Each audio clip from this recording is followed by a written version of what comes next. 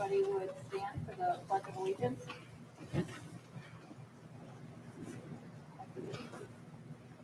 I pledge allegiance to the flag of the United States of America and to the republic for which it stands, one nation, under God, indivisible, with liberty and justice for all.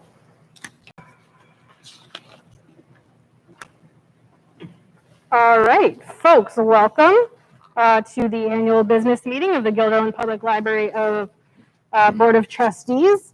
Welcome to our newly elected board members, and I'd love to get you sworn in. And we do have the flag in the corner. So we are going to do this in bulk. We'll start with we'll do the new trustees, and then we will do the library director in our oaths of office. So if anyone does not have an agenda, they're up on the table up front if they want to follow along. So all the newly elected trustees stand. We'll do trustees, director, and then treasurer comes later in the meeting. So if you would, repeat after me, and where it says insert your name, please do so.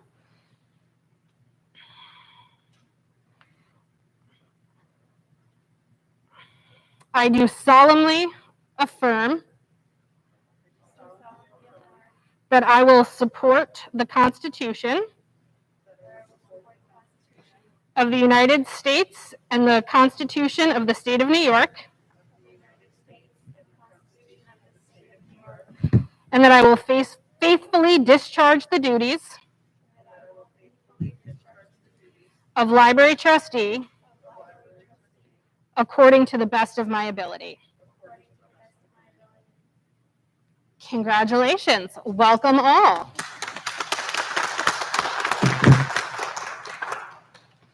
All right, Tim Wiles, please stand.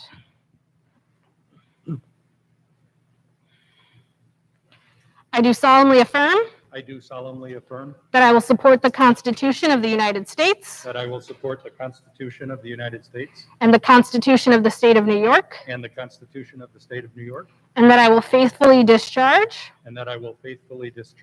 the duties of library director according to the best of my ability. Thank you, Tim. Thank you.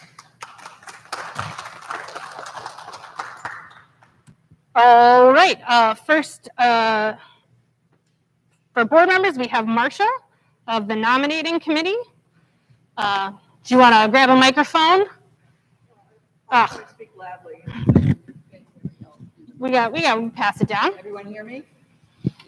Well, they can't hear you on it's not for us, it's Good evening and congratulations to the new board members. Welcome, and hopefully it'll be a very rewarding experience. So the nominating committee met by telephone. It consists of myself, Peter Hubbard, and Barbara Federigo. And we have a recommendation with respect to officers of the board for the next term. I did canvass the current officers. Kate Downey as president, Nareen Rivas as vice president, and Kathy Barber as secretary. And each one indicated to me that they were interested in running for the next term. I found no other nominees, and so the recommendation of the nominating committee is to vote in the same slate of officers that we currently have for the next term for the library board. all right. Adoption of procedures for election. I don't know why that's on there. I don't either. Barbara, yes.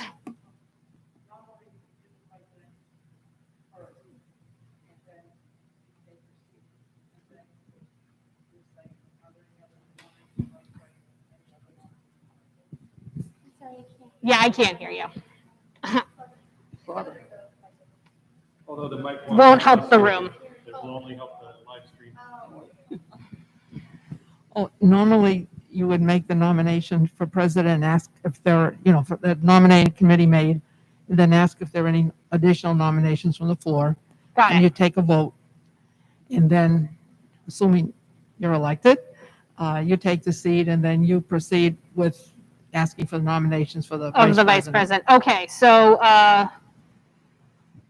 per Marcia, the nominating committee has recommended Caitlin Downey for president. It looks like that is, so we vote on this, and then I proceed with the rest. No, you would just ask, actually, Jenna should be asking for the nominees for the president. And then are there any others? So are there Only any four. other nominations for president? Right. No, nobody else wants to do this? Okay. And then Jenna would say, take a vote. All right, Marcia, do you want to ask for the vote? May we have a vote, please, with respect to the president of the board for the next term of office? Caitlin Downey is the nominee. All in favor? Aye. Aye. Excellent. Any opposed? None? Congratulations. Thank you. All right.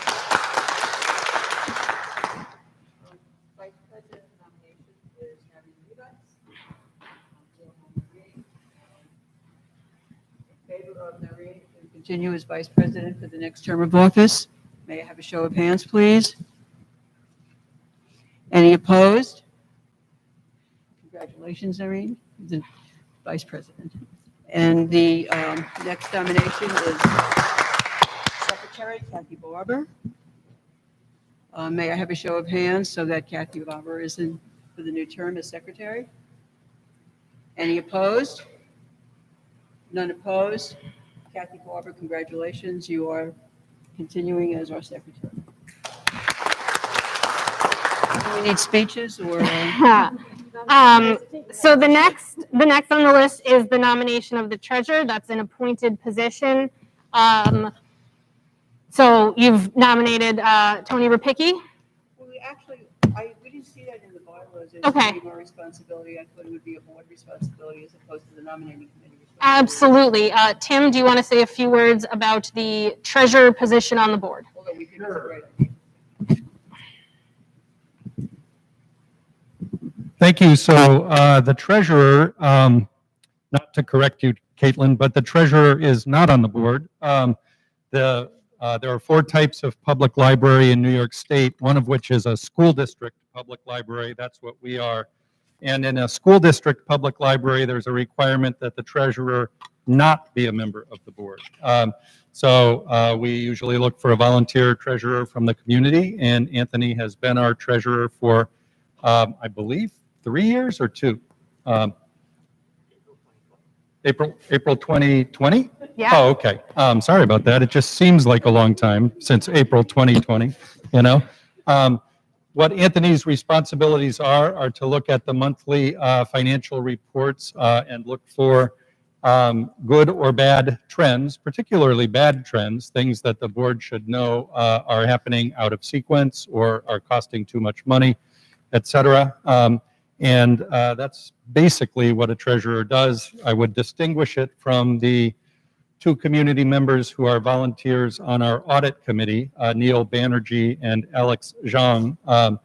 Their responsibility is to essentially do the same thing, but while overseeing the annual audit, which actually begins in August on the 23rd this particular year. So that's what a treasurer does. All right, so the board has been extremely happy with Tony as the treasurer. Did you have other? I would just like to move to appoint Tony as the treasurer. Motion by Richard to appoint Tony as the treasurer, second by Marcia. Is there discussion? Okay, all in favor, raise hands. All right, unanimous at 8:13. So Tony, if you will stand, oh, that's not the right button. I will give you your oath of office. So if you would repeat after me, I do solemnly affirm that I will support the Constitution of the United States and the Constitution of the State of New York, and that I will faithfully discharge the duties of Library Board Treasurer according to the best of my ability. Thank you so much, Tony. All right. Yes, the agendas are on the table. All right. The nomination of the 2021 and 2022 nominating committee. So I believe Barbara and Peter have both served 2 years on the nominating committee. And therefore, we will have, if Marcia wishes to continue to serve, there will be 2 openings on the nominating committee. So per our bylaws, trustees don't serve more than 2 years on the same committee. So Marcia, do you wish to continue on the nominating committee as chair? I do. Excellent. So do we have any other volunteers who'd like to join the nominating committee for the next year? Okay, so we have Narina. Marcia will remain chair. And I need one other volunteer. And, okay, so I will volunteer. I can do it. You will join? All right, and we have Richard Rubin. That is, any other objections or anyone who wishes to pose a challenge to those who volunteered to the nominating committee? Excellent. Do we want to do these one at a time or in bulk? Bulk. So the nomination committee for the fiscal year 2021 on the table is Marcia as chair, Narina, and Richard. All in favor? All right. Any abstentions? Objection? You're abstaining? Richard is abstaining. But regardless, it passes at 8:16 p.m. So thank you all. 6:16. Yep. So that takes care of our nominating committee next year. Next, we have the annual authorizations and resolutions. So you'll find that was page, looks like 2 of the packet if you've got one. But it's library attorneys, Gervin and Ferlazzo, library insurance brokers, Tenek Insurance, and Marshall and Sterling. The library auditors, Marvin and Company. The Altamont Enterprise is the official newspaper. And then are we also doing the meeting dates and authorizations on there as well? Yes. So, and then we also have board meeting dates, which are going to be discussed in the regular business meeting under new business. And then following that, we have authorizations to establish a petty cash fund of $535. The fiscal officer and the library director are authorized to enter into an agreement with NBT Bank and/or Capcom Federal Credit Union for electronic transfers of funds between library accounts. And the board authorizes payment of some time-sensitive bills by hand-drawn check or electronic payment between board meetings. So we can discuss these in bulk or individually. Richard. I just have a question on the insurance. If we have priced that with other Not in the last 2 or 3 years. We switched to 10, I think about 3 years ago. Do you remember? Yeah. So, just not sure if it's worth doing that. The attorney and the auditor obviously come with a tremendous amount of familiarity with us. Insurance seems easier to switch based on price. I don't know, Margaret.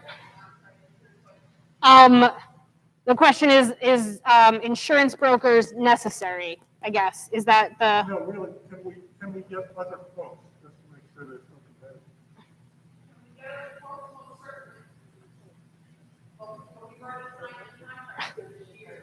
Oh, okay. I didn't know there was a contract. Yeah.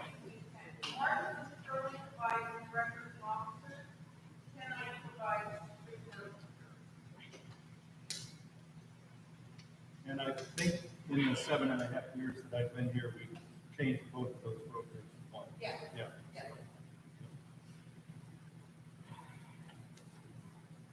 So does anyone have other questions, comments, concerns? I just to finalize my thought before, in next spring, perhaps we could get insurance. Margaret, insurance quotes for next spring before we sign again. Is that possible? Thank you.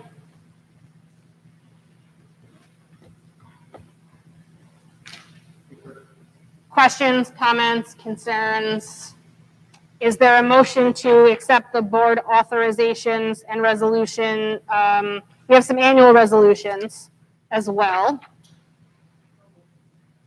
We'll do the annual resolution next, and we'll just do those that were presented here on this. So moved by Barbara, is there a second?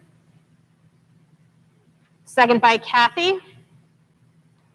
All in favor of adopting the 2021-2022 board authorizations as presented? Unanimous at 6:20. And so there is an annual resolution. There are two. And I will read them for the record, and then I'll ask that someone make the motion and second, and I'll do these one at a time. Just refresh.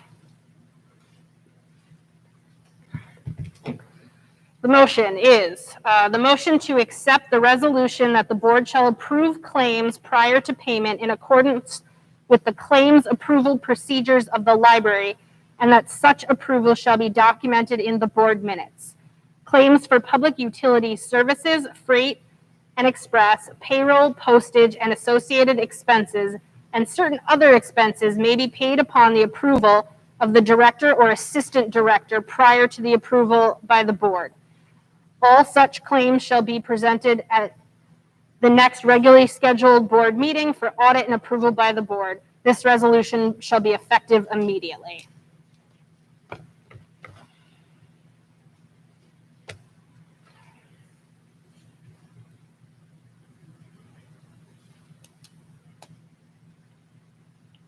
Questions, comments, concerns?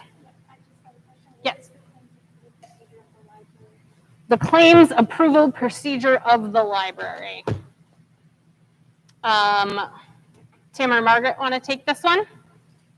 I believe it's accounts payable, is the way I read it. We are told that we have to pass this once a year. So By whom? by the state and by our lawyer. David, do you know what the claims approval process is?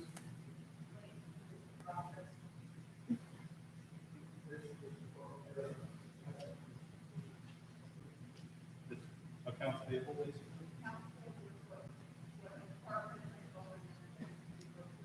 Right. So it's paying the bills. Yeah.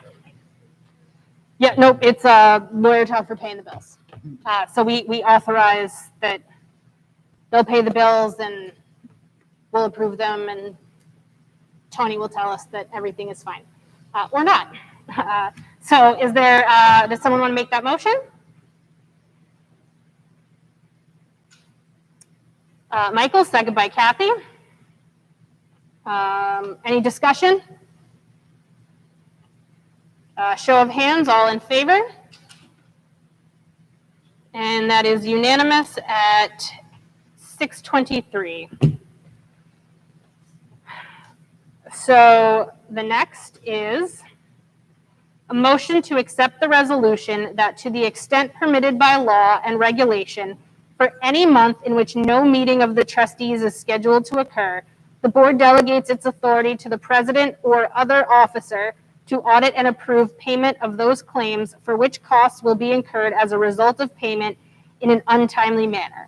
All such claims shall be presented at the next regularly scheduled board meeting for audit and approval by the board. This resolution shall be effective immediately. So as I understand it, if we can't meet to approve payments, and we'll get a fee for paying them late, the board is authorizing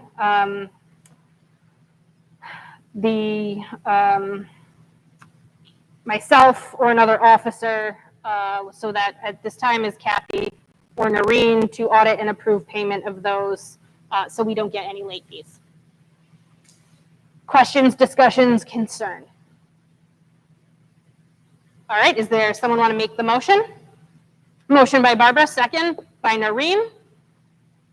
All in favor, show of hands. Excellent, thank you very much. Unanimous at 6:25.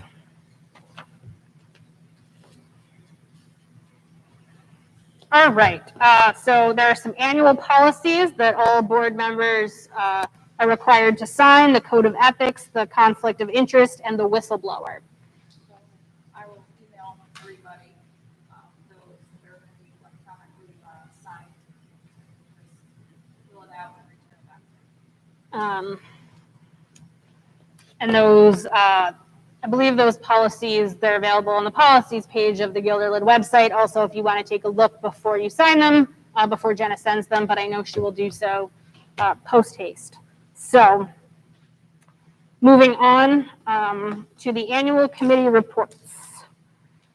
No audit committee report was received, but the audit from last year was accepted by the board. It was completed by Marvin and Company. We had 2 non-trustees on the committee as well. And so Jason Wright, no longer on our board, his term just expired, was chair of the audit committee. And the board accepted the audit. I don't remember at which meeting it was, but if anyone cares to do so, they can go back and look. And there is a copy of the audit on file here if any new trustees or any existing trustees want to take a look at it.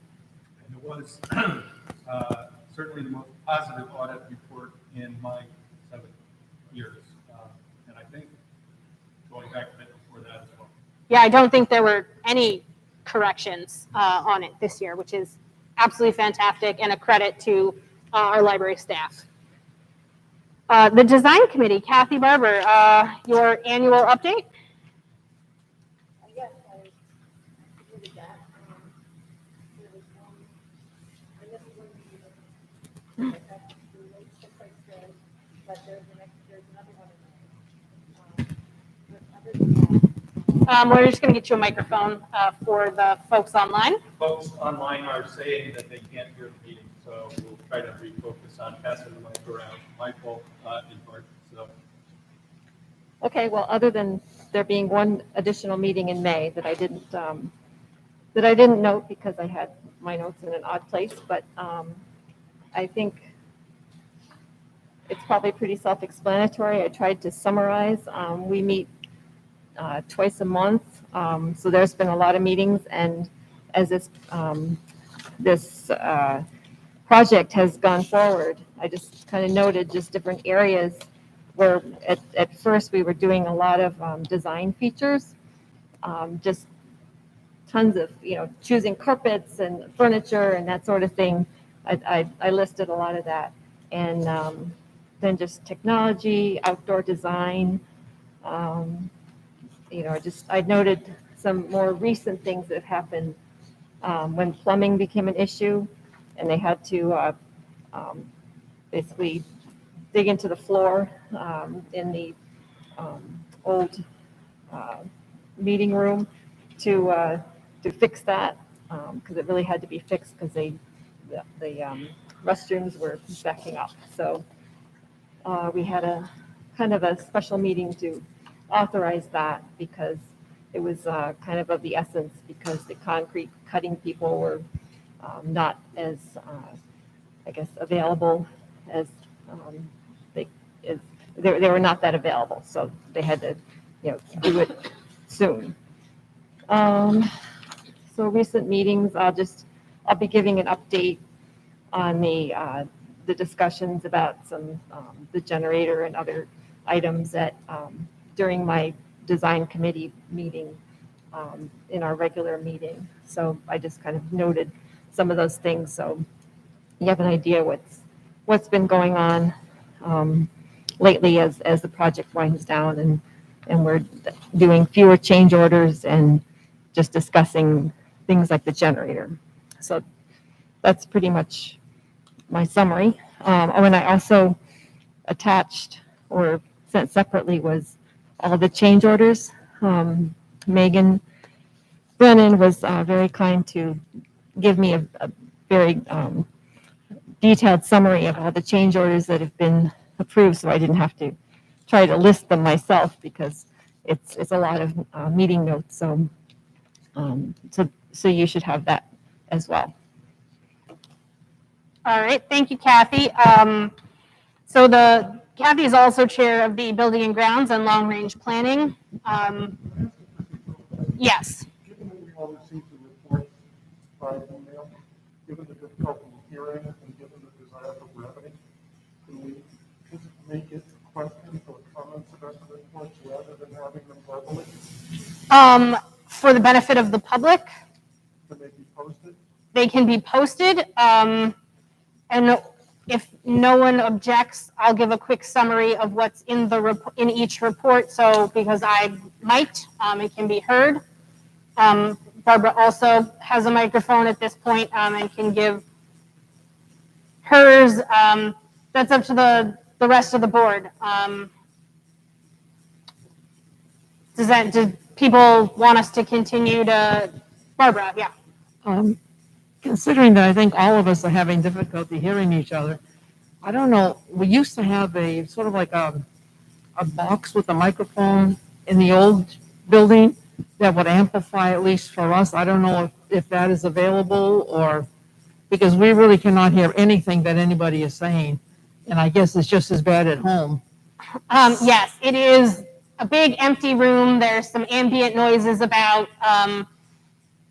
Tim, I'm not sure if we can do anything to improve the sound quality for those of us who are present. About this call?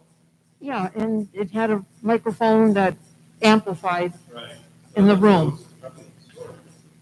Yeah. It would take you how long to come? Look it up. I don't know. If you guys want to, I mean, it's. Will it interfere with the sound for the recording? So I guess if we do that, I don't know, John, if we're running any risk that the stream might stop. Pretty stable. Okay, yeah, so we'll look for that, Barbara. So. Regardless of the sound quality, is there a possibility of my suggestion that Yeah, do folks want me to continue to go through everyone giving their annual reports, or they've been provided in writing and that's satisfactory? I think as long as they're provided in writing and we can post them. They are provided in writing. They'll be provided to the public via our website as well. I'm fine with that. Any objections to moving on through these? A brief? Okay. So just very quickly, Kathy is the chair of Building and Grounds and Long Range Planning. They have not been meeting because until the construction is done, we're not really able to develop a long-range plan, and the design steering has become de facto Buildings and Grounds for now. Finance Committee, Barbara Fraderigo. Budget was developed, budget was passed. Personnel Committee, they successfully negotiated contracts with units 1 and 2 and the administrative staff. We're coming up for negotiations again soon. Labor Management Committee did not meet at all in the last fiscal year. And then for Foundation, everything in 2020 got canceled. There's a golf tournament coming up in August that they've been planning. And the Foundation also donated a portion of the maintenance cost for the new aquarium. Policy Committee, which is Noreen. 4 policies were created and implemented: mass bylaws, public comment, and telecommuting. Also, the COVID Action Committee met. Their focus was creating the required pandemic operations plan and submitting that to the state. And then also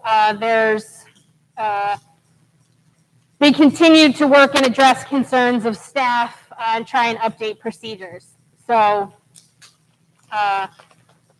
that committee was an ad hoc. It is not a standing committee. It will not be a standing committee. I am pretty sure of it. I can hope. So UHLS is Herb Hennings. He did not give a report, but going into this fiscal year, the representative to the Upper Hudson Library, every library district is given one seat at that table. And it does not have to be a board member. It can be a community member. And Tony has volunteered to continue his service to the board without being a board member by being on the Upper Hudson committee for us. So we're looking forward to hearing those reports monthly from him. That being said, that gets us to item G, motion to adjourn. Is there a motion to adjourn the annual meeting? Barbara, second by Marcia. All in favor, show of hands. Unanimous at 6:35. The annual meeting is adjourned. Thank you all very much.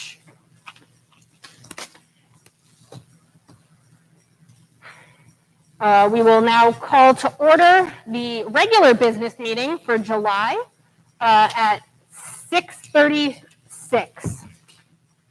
Luann, is there public input? All right, Luann will get a microphone and read the public input for us. Thank you, Luann. Thank you. This is from Kathleen McCabe. It was an email received on July 8th regarding our parking lot construction. To whom it may concern, for the upcoming trustees meeting, I wish to express my opinion / question, wondering why the new parking lot was constructed at a higher level than the section of the library that sits behind it. Personally, I think it looks very strange, like there is not enough room on the property to put it there. Plus, it hides being able to see the new addition from Route 20 and gives an appearance of things being jammed together. I'm no architect, but I do appreciate design and style, and I'm sadly disappointed with how this turned out. I do love the library, and would be grateful when it is again in full operation. Kathleen McCabe, and she put her member ID on there as well. All right, thank you, Luann, for reading, and Kathy for giving us input. Moving on to C, the construction update. Kirk and Megan, y'all are going to need a microphone, I'm sure. And your phys ed voices. Yes, ma'am. Thanks. You're kicking us off. So for the new faces, my name's Kirk. I work with Turner Construction. I was on the construction management side of the project. Superintendent, I've been here since the start of the project. So it's lovely to have all you guys here. Obviously, we're finally in person. So as of right now, the addition is pretty much complete minus the final move-in. Area B is pretty much complete minus the final adjustment and move-in. Area C, the admin section, is complete. Admin's been in there for quite some time. C1 is the area right behind us. That's where circulation is going to be. So that is pretty much finishing up, and furniture is going to be moving into that area Monday. In the back area, part of admin where current tech services is supposed to sit, which houses circulation, that area gets its furniture on Wednesday. So then there'll be a shift of personnel in those areas. This is area F. Area F is the main reading room. As you can see, now you're in person now. So all the lighting is pretty much done except for the one side. Sprinkler pipe is in. All the, you're calling them study rooms on the front, which were the offices. Those are becoming complete. There's some finishes that have to be in.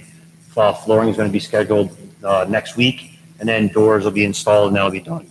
Current flooring in this area, which is why we were able to have the meeting in here in a nice wide open space, is underway, as you can see.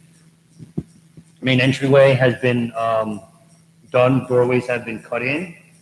As you guys walked in to see, that's going to go into what is going to be the cafeteria area to the right. And then this is the Tower Center room on the left. This doorway was cut in for the exterior on those areas. The Helderberg room is getting its facelift currently right now. Oh, site work, sorry about that. So as you guys drove in, obviously, site work is pretty much complete except for final planting and seeding. All the grading's been done, sidewalks have been completed, plazas have been completed. There's 2 areas that they just have to fill in with some concrete. Those were the last minute touches that needed to be done to finish the sanitary work and the connection lines. Any questions for Kirk at the moment? Michael and then Vanessa. What's our current estimate on completion of the entire thing? We actually have a slide to go through the next few steps. Sorry to steal your thunder. So I have just a brief slideshow. In other meetings, I've had a number of slides to go through, but we're at the end of the project, so there's not much more to talk about. Each month, we've been going over the budget to just reflect that we are remaining under budget following the referendum scope of what was being a capital contribution and what was being bonded for. So right now, we're near the end of the project, so we've spent a majority of the allocated funds. We still have some expenses to pay, but everything still is maintaining with our budget. And then in terms of schedule, this is the big question now because we're in the home stretch. The construction work is scheduled to be complete in mid-August, so about 4 weeks from now. There's still a number of things that do need to happen following the contractors completing their work. Things like the millwork needs to be installed, so we'll have our patron points of service, the circulation desk, the reference desk, the children's help desk will be installed in the first week of August. Then the power and data wiring needs to be installed. And then actually the computers for the staff need to be set up. Security gates need to be set up and installed at our new doorway for the RFID system. At the same time, the library is going to be reviewing proposals for the cafe tenant. We will also, in the middle of August, have our technology installations for sound loops, projectors, projection screens, and such. That was not me. There was a delay for the shelving that's being manufactured right now, the mobile shelving units that fill in this area and part of the children's area. It's delayed, but it should still work out with our overall schedule. So August 25th to the 27th, that shelving should be delivered and installed. It's mobile, so most of it will be already assembled, so it should make for a fast installation. And following that, then we will have collection relocation work done, which is probably the hardest part of this last phase of work, where we're taking the temporarily staged collections, getting them onto their new shelves, and getting our new shelves where they need to go. Following all that, we'll have our final furniture installations, the tables and chairs, which are going to be kept wrapped and protected until ready to open. And that's the very beginning of September. Another note, just August 23rd through the 27th is the annual audit, so there'll be auditors in the building. We're trying to keep everything moving forward, so we've already thought about the walkthrough from the fire inspector or the fire department to issue our certificate of occupancy. We're hoping to schedule them to come that September 2nd date to do a walkthrough. They want to see where our final furnishings fall to make sure that exit signs are visible. There's clearance at all the doorways and such. So we're hoping to have them visit on the 2nd. September 7th, we're hoping to have a professional cleaning of the building to make sure that there's no residual contractor dust and debris, and make sure that we have a nice face on everything. If we need a second walkthrough for the certificate of occupancy, which sometimes happens, to make sure there's the proper signage, we'll try to schedule that for September 7th so that on September 8th, the library can, what we call a soft open, but without the ribbon cutting and the fanfare, open to the public so that patrons can get in, start exploring the collections, our new seating areas, all the amenities, and staff can get back to their business and work on the desks and things like that. So following that soft opening, we know we still have a few last things that'll come in. There's a few shelving and display units that we're lagging behind a little bit, so they're scheduled for September 13th. Megan, I'm just going to interrupt because I see some note taking. We are going to email this out to everyone as well. So. We will. But go ahead. So we've got some final millwork installations that the week of September 14th. So we'd like to schedule a grand opening celebration for September 23rd and 24th. So you can have the dignitaries here, do some ribbon cuttings, have some other events for families and children. And then some other dates just following that is we know we need to have the industrial appraisal of the new furniture. So all your new furniture is tagged and logged in. October 1st, the library would like to open the meeting rooms for public use. We're anticipating that the cafe vendor will be selected and will be ready to open a cafe for the public use at the end of October. In November, they'll do the last phase of the commissioning of the mechanical system and electrical systems, so that final report will be issued at the end of the year. And then the last item is the automated handling system, which is now delayed because of shipping, should be installed at the end of November. So those are our big milestones for the next 2 months and a few other items further out. But we've maintained the project to be right on schedule or ahead of schedule from the original referendum schedule, which had us completing in 2022. So, questions? Yes. What are the main risks that would prevent this remote library from opening? I can't think of any. Can you? I can't think of any risks at this time that would hold you guys. We've sort of dealt with all the unknowns. They've presented themselves, things like we had the sanitary line issue, which was repaired. So it's slowed down work in that cafe space, but it hasn't affected the overall project timeline. So we've hopefully, knock on plastic tables, have addressed all of the unknowns that are going to present themselves in this project. We're done like opening up walls and discovering that like there's another major problem for us. That part is done. So we're rolling. Yes. Awesome. I'm gonna just- Yeah. The automated handling system? Yeah. Installation, is that the self-checkout or the machine that goes and? It's the return. So when you come in, the intent is that in that lobby wall, there's just a sort of sad rectangle right now. That's going to have the automated.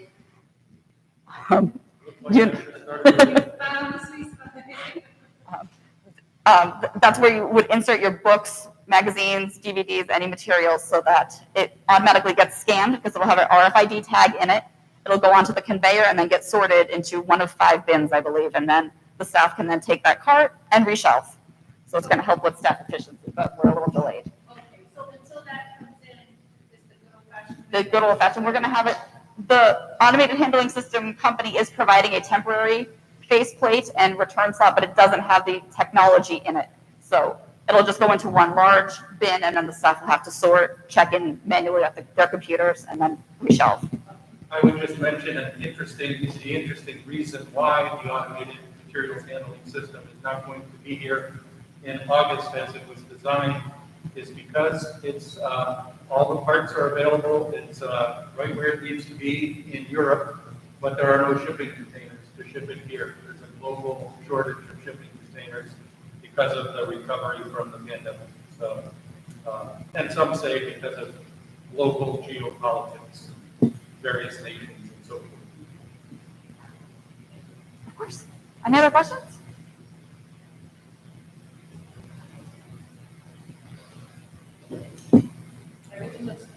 Barbara has a question.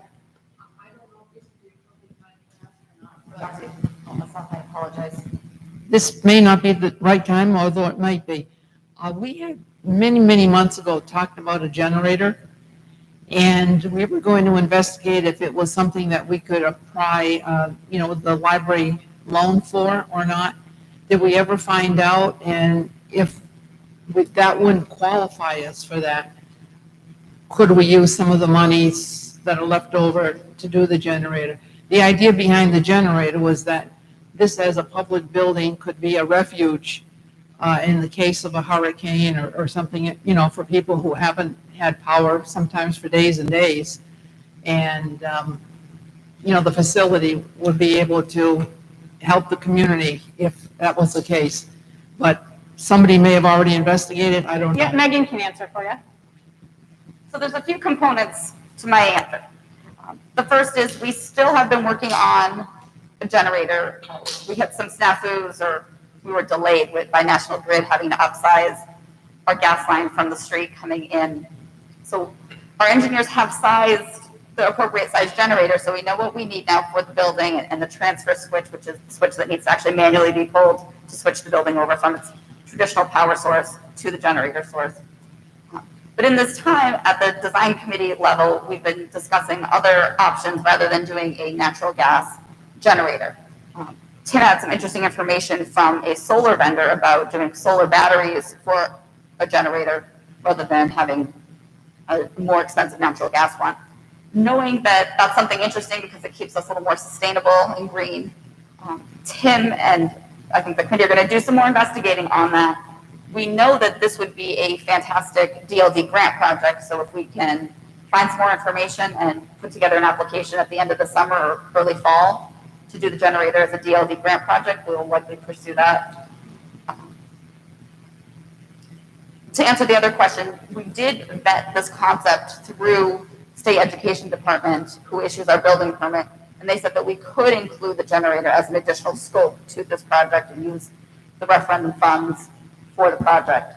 But knowing that there's potentially some more sustainable options and the ability to potentially get a DLD grant for it, we're going to continue to just keep developing, and we don't have any good final update for you at this time. Did I get all of our points from our last meeting? I think so. The one thing I wanted to add is if anyone still has the energy at the conclusion of the board meeting, I'd be happy to take people on a current state tour that's less than a meeting. And if you don't want to do it this evening, I can do it anytime. Anything else for Megan and Kirk at the moment? Yes. So this last point about generator versus solar and battery, when does that window close to include additional projects in this scope of work? Well, we were contacted by the school district because the school district actually floats the bond for the project being a school district library.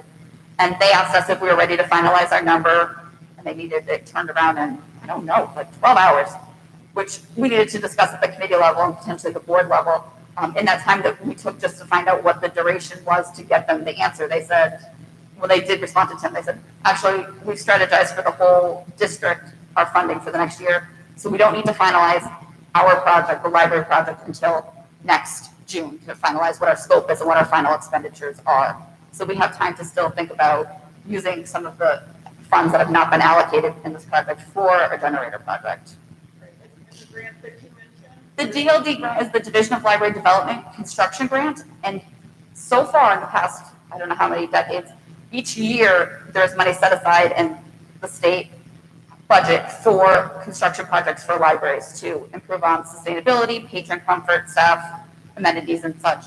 So that happens every year. So the library can apply each year. So we've actually, for this project that we're working on right now, there's 2 awarded DLD grant projects. One for the restroom upgrades, some mechanical improvements and building envelope improvements for the existing facility.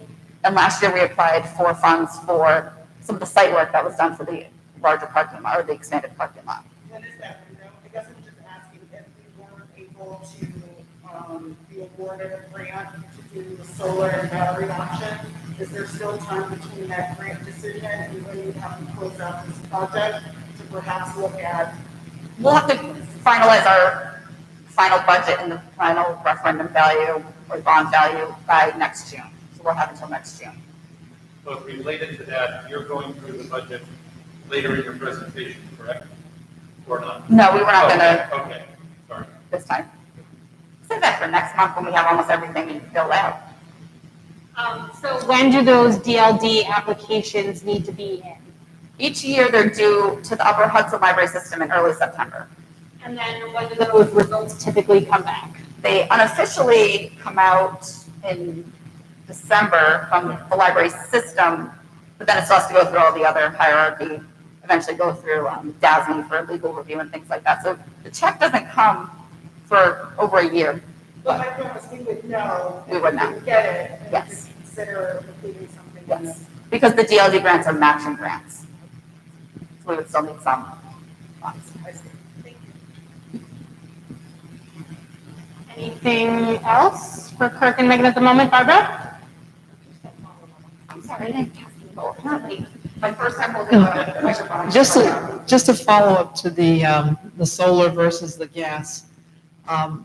Solar is a wonderful idea, but considering our atmospheric conditions here and the lack of sun and winter particularly where you have a lot of these outages, I just would hope that we be very, very careful of not just jumping on the bandwagon that is a new technology and, foregoing. I think you're saying that we could possibly get some grant money from NYSERDA for that. Yeah, I'm looking for the NYSERDA. Yeah. So, but as I said, I'm just a little bit nervous about the fact that, a generator, depending upon the sun in the middle of winter, may not have the technology yet, but you're the experts. That's why I want to do some more due diligence about what the battery life is and the capacity is. I know that in the past few years of library history, power failures are typically for a few hours. They're 1 to 3 hours as opposed to days. So a solar battery type generator system might be sufficient for those kind of outages and not the larger scale ones that we see in more catastrophic storms every few years. And I would caution, just as a quick sidebar, we always support as an office using the library for any community service like being a refuge in the storm. But we would caution you that you may not want to be officially designated as a place of refuge because then it actually creates a level of obligation to the library that they have to then open in the storm, which means that you might need to get staff here to open the building to facilitate that. So it's just another level of obligation that you need to evaluate before you go and get that designation. Thank you, Megan. Any other questions, concerns, comments for Kirk and Megan at this time? All right. Agenda item D, the design committee report. Kathy? Yes, we met on June 23rd. We had a telephone meeting on July 6th, and we also met on July 7th. And I probably don't need to go through every change order because I think you already have those on the sheet. We just had a few related to sprinkler work and mill work between 5,000 and 2,900 small change orders. And our discussion most recently was about the generator and the proposal to spend $40,000 to replace a chiller. And after discussing this at length, the design committee did not recommend spending the $200,000 for a generator or spending $40,000 for the chiller. I think I mentioned in my annual report right at the bottom that the chiller has about 3 or 4 years possibly to before it needs to be replaced, and the replacement gets better and more efficient the longer you wait to do it. So we didn't think that that was necessary to do right now. We did recommend replacing a shed, a storage shed that has been damaged and needs to be replaced. So we didn't have, I don't think the exact amount. I think it was about $16,000 for the shed and about $18,000 for a slab, a floor. And as far as the generator was concerned, I think we just didn't think that was something that the library really needed to spend. We discussed a lot about how that we've been saving money. I mean, on the project has been under budget because I guess the pandemic allowed them to make a lot more progress and do it more quickly. And so the question was, would we want to have bond less money, or would we want to spend this $200,000 for a generator? And really, there really didn't seem to be a compelling reason to have a generator for the library at that expense.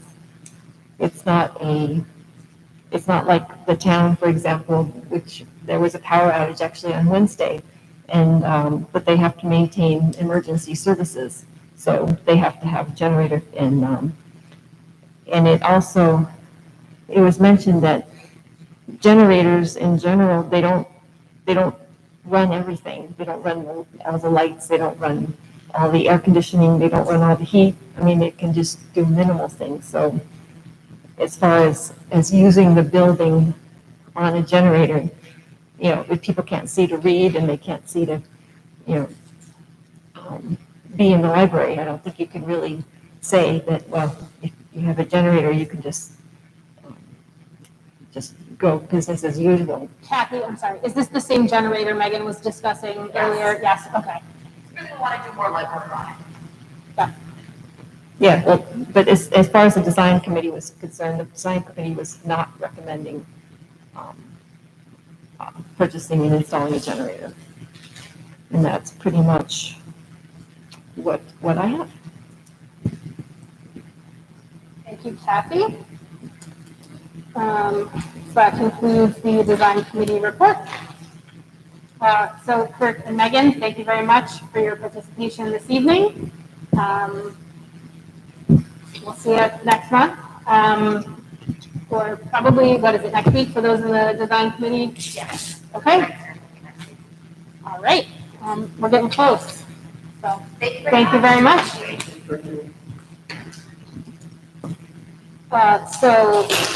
Next we have the treasurer's report for June 2021 and the check register for July 2021. Tony? Hello, everybody. So my process to look over the financial statements is the same as prior months, is to look at all of them at the same time. The theory is that what financial impacts one statement should impact the other two. But starting with the income statement, there was not a lot of activity for the revenue of this month. I'm sorry. There was not a lot of activity in the revenue side this month. A small amount of income, about $422, came from commissions from the book bins, but other than that, the activity on the income side was low. For the expenses, there's a $269,000 loss, which is about commensurate with other months. Typically, it's about 250, 245, right within that range. So nothing stood out for the income statement in terms of an outlier. Moving on to the balance sheet. There was quite a bit of motion on the balance sheet this month. The big things that you'll notice are changes to the fixed assets, the property and equipment, and fluctuations with the current assets. But starting with the equity side, the net loss was reflected on the capital account. And you'll also notice that the accounts payable increased by about $115,000, which means the expenses that generated the net loss, about half of those were on credit. So then looking at the assets, I would expect to see about $870 of fluctuation, which is captured in a couple different spots. The construction in process increased by about $715K, which you'll notice in the current assets, those are being drawn down from the accounts labeled BAN, or the bond anticipation notes. The other side of it is the cash accounts going down and the money market accounts. That's by about $260,000 and another $60,000, which brings us to the $870 overall of the fluctuation. So in other words, they all matched. So all the impact of the construction did properly flow through from the current assets to the fixed assets as expected, and the impact of the income statement was reflected properly on the balance sheet. Moving on to the check register, there was not a significant amount of activity, but cross-referencing the descriptions of those items that did have checks written, they all seem to flow into the typical operations of the library. Obviously, construction, materials, contractor, and wages, or personnel expenses, I guess, were all accounted for. I didn't see anything that stood out as an outlier as a expense written to a company or for a purpose that's outside of the library's typical business. So nothing to really report of significance for the check register. I'll open for any comments or questions.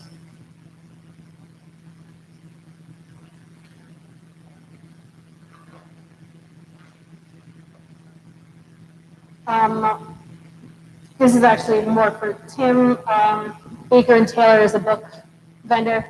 Yeah. So board members, as you look through these check registers, you'll start to become familiar with some of our vendors that we use regularly for purchasing materials for the library. And you'll notice that fluctuates throughout the year as well. So just something to start paying attention to. If you have a question about any of the payees, also please feel free to ask. And I would just add that responsibility is really what one of those two annual resolutions was about. It's a process oriented resolution, which basically says the department head either makes or approves the purchase at their level, sends it to me for my yes or no. Margaret helps a lot with that. We approve the invoice, we print the check, and then after the board meeting, assuming you have no objections to any of that, then the checks go out usually the next day. So it's about who has the authority, and that is you guys. Correct, Tony? Have that right?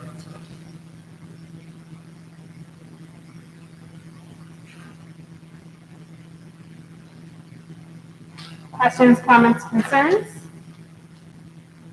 Seeing none, is there a motion to accept the treasurer's report for June 2021 and the check register for July 2021? Motion by Marcia, second by Noreen. All in favor, show of hands. Excellent, unanimous at 7:06 p.m. Thank you very much, Tony. Committee reports. Building and grounds, long-range planning did not meet. Finance, Barbara, did not meet. The foundation is continuing to work towards their fall golf tournament. Is August. August 13th. Lots of great sponsorship. Not as many golfers as we'd like. So if anyone would like to golf, notice I did not say if anyone is a golfer. That at this point I don't think matters. And there's also a party at the little 19th hole. I'm sorry, not little, but there'll be a celebration at the end, which you can also pay for separately outside of golfing. So if you don't want to golf and you just want to come for our celebration, you're also more than welcome. And the rates were discounted for staff and board. So it went from 125 per golfer to 95, and from $25 for the 19th hole party to $19. August 13th. And the party's at 2 p.m. So personnel and labor management did not meet. So the policy committee, there are some policies that we have to present. So I will let Noreen go ahead and give everybody an update on those. Okay, so Rich, I saw that look you gave me, like what policies? So I'm sorry I didn't have time to email anyone, and this is actually, it predates the policy committee that's here now. So I'm sorry for the, hey, we got poor policy. So this actually, we have worked on this last year, pre-pandemic, and we were, everything was done with that policy committee, and we were about to present it when, March 13th happened, and this basically got put aside until now. So these policies, it's just 4 policies. A lot of them are maintenance, as we call them, that we have to kind of update or vote on every couple of years, every so often.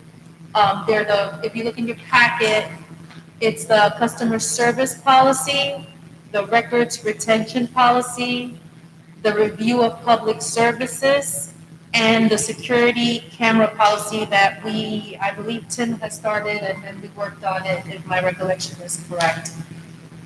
So before any time more passes on, we wanted to present it to the committee.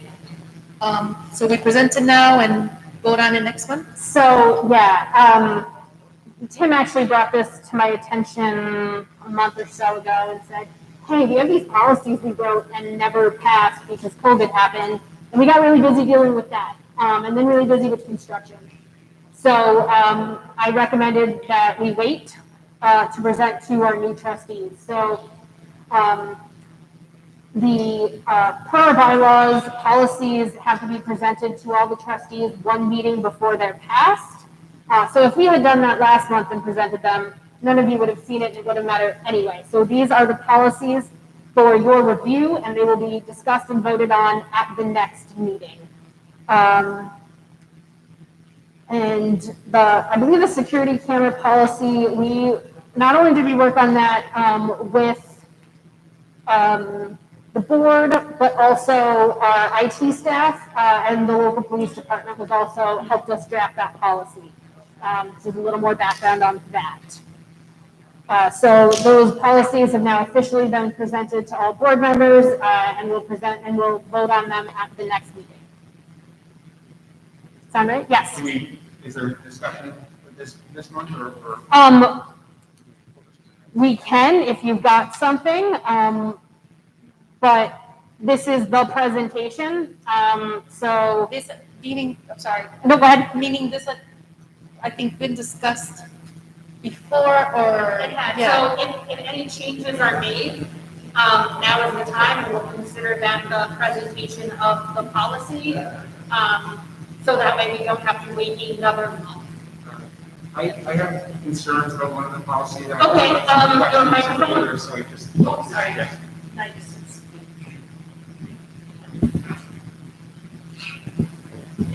So some of my comments are just some questions for clarification, but I have concerns about the changes to the customer service policy. And I see that there's the end of basically it's a non-discrimination statement at the end of this policy. And the change, it has stricken out the itemization of the protected classifications in the previous policy where it said regardless of age, race, sex, nationality, et cetera. And I'm assuming that the idea behind this was to not have to worry about continually updating this or arguing over what specific classifications we're going to be put in here. And I like the idea, but with due respect, I think this is a mistake because I don't think it actually accurately reflects library policy because it's saying here, the library does not discriminate and offers the same quality of service to all. When you don't have any particular classifications listed where you're saying you don't discriminate on these bases, let me give just one particular example. The library discriminates on the basis of residence in the Guilderland Public School District, where we don't provide library cards to people who don't. Is that not the case? That's not true. Are there some services we don't provide to residents of the district? Nope. So first, you don't have to be a resident of the district or a library card holder to attend our programs. There's also part of the Upper Hudson system, so you can be a member of other libraries and come here. And we also offer a fee for any non-residents to come and get a library card to our library. Right, but those are forms of discrimination on the basis of residence. If a resident of the town can come and get a library card for free, but someone from outside of the town has to pay a fee to do that, that's discriminating on the basis of residence in the town. It's not something that people typically think of as discrimination because it's not on the basis of a protected class as we typically think of it, but that is a form of discrimination. Also, if you don't reside within the Upper Hudson Library system in general, you're not eligible for certain services because you can't be a member of those libraries.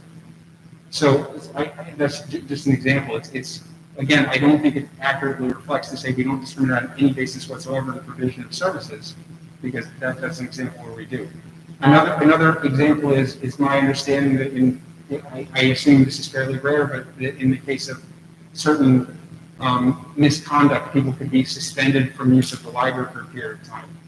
That would be discriminating on the basis of that person's conduct. It's a perfectly reasonable basis on which to deny someone access to the services, but that's a form of discrimination. It's not typically a protected classification, but it is a form of discrimination. I feel that if we're not giving bases on which we are saying, as an aspirational statement, it sounds nice to say we don't discriminate on any basis, but I don't think it accurately reflects actual policy. Is that concerned me? So.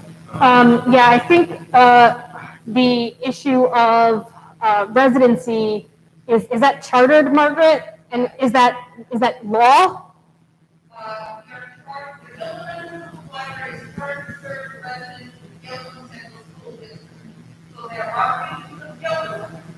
Yes. Correct. Okay. So do we want to kick that back to a policy committee when we get there and strike this from the ones that we're going to look at for next month? Yes, please, Vanessa. Why was it? I think that just they didn't want to name anything specific that they like, because the idea is that they wouldn't discriminate against anyone. But as you pointed out, that there is a geographic, component to who can get a library card for free. So we can have a policy committee look at this. We will strike the customer service policy at the moment from the ones we'll look at next month, and we'll have to reestablish our committees, and then go from there. We can just put a pin in this for the time being. That sounds totally reasonable, and this happens regularly when the board turns over. So we're glad we waited for y'all to get here for your input. Anything else, Mike? I have a very quick question on the review of public services policy, and it refers to the brochure distributed to patrons, and I just want to clarify what specific brochure that's referring to. Well, there's a standard intro to the library brochure. Is that on the website? There's a brochure that's available. That's called a welcome brochure. That's available on. I think it's under the furthest right column under one of the drop-down menus. I don't know if that's the brochure we're referring to. I'm trying to scoot over there right now. All right. So it probably is. So I think a potential amendment to what is presented could be, instead of the brochure to patrons, it could say a brochure to patrons. Does that satisfy? That's fine with me. This is more just for my curiosity of sure. If we have a brochure that's listing the services we're providing, I wanted to. That is the brochure. That is the brochure. Okay. Yes. So we could say a brochure, and then we're not limited to the welcome. Barbara. Just for notes, usually that brochure is at our annual meeting, we take a look at it. So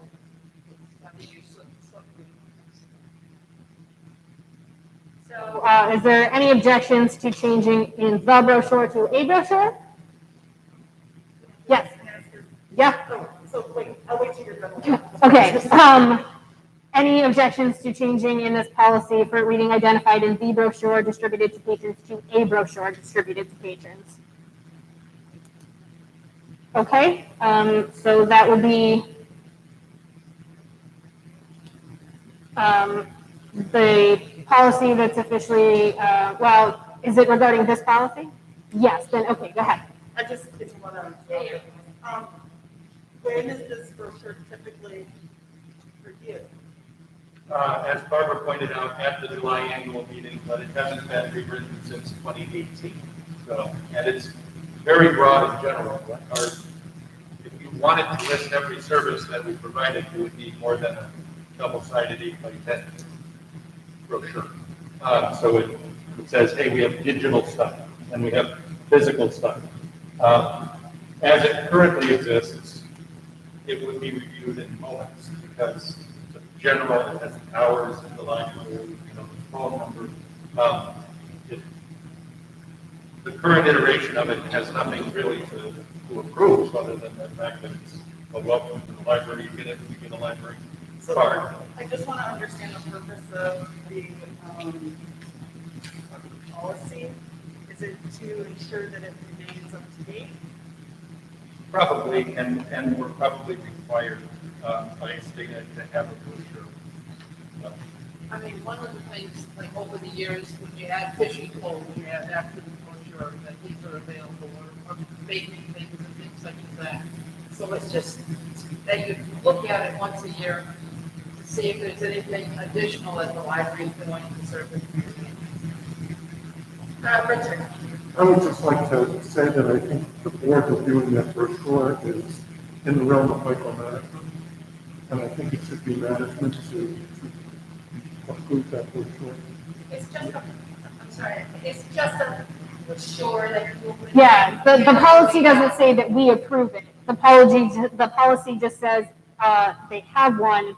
It was originally adopted in 1995, and I'm guessing this could be one of those things that either Upper Hudson said we should do, that all the libraries do, or the state. Sometimes that happens with some of our policies. We're basically told that, like, hey, you need to adopt a policy. Don't care what it is, essentially, but you should have a policy about this. I just went to check and see if we had any brochures handy. Of course, they're packed up. Any other questions about this policy? So the official policy that is being presented for the review of public services says the board shall review at least once each year the list of public services of the Guilderland Public Library identified in a brochure to be distributed for patrons. And so what that means is we all look at it and we would say, thanks, Tim, good job. And why don't we have a copy of the current brochure in the August board? Okay, so there'll be a copy in the August board meeting. We'll look at this, and I think, you know, while it could be micromanagement, certainly it is good for the board just to review the services that the library is offering. So. Review but not approve. Yeah, I think that we all have, it may be that it gets officially approved by the board, but I don't think a board meeting is the proper place to discuss additions, changes, or such. That can be done individually with the director.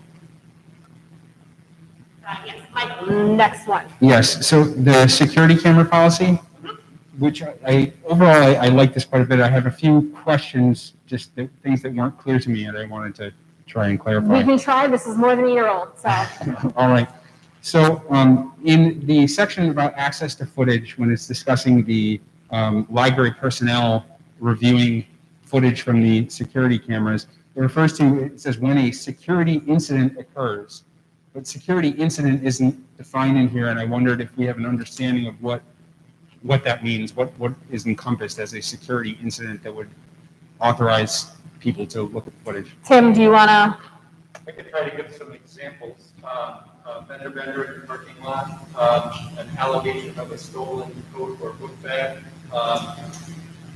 an allegation of belligerent behavior from one patron to another. Any other ideas?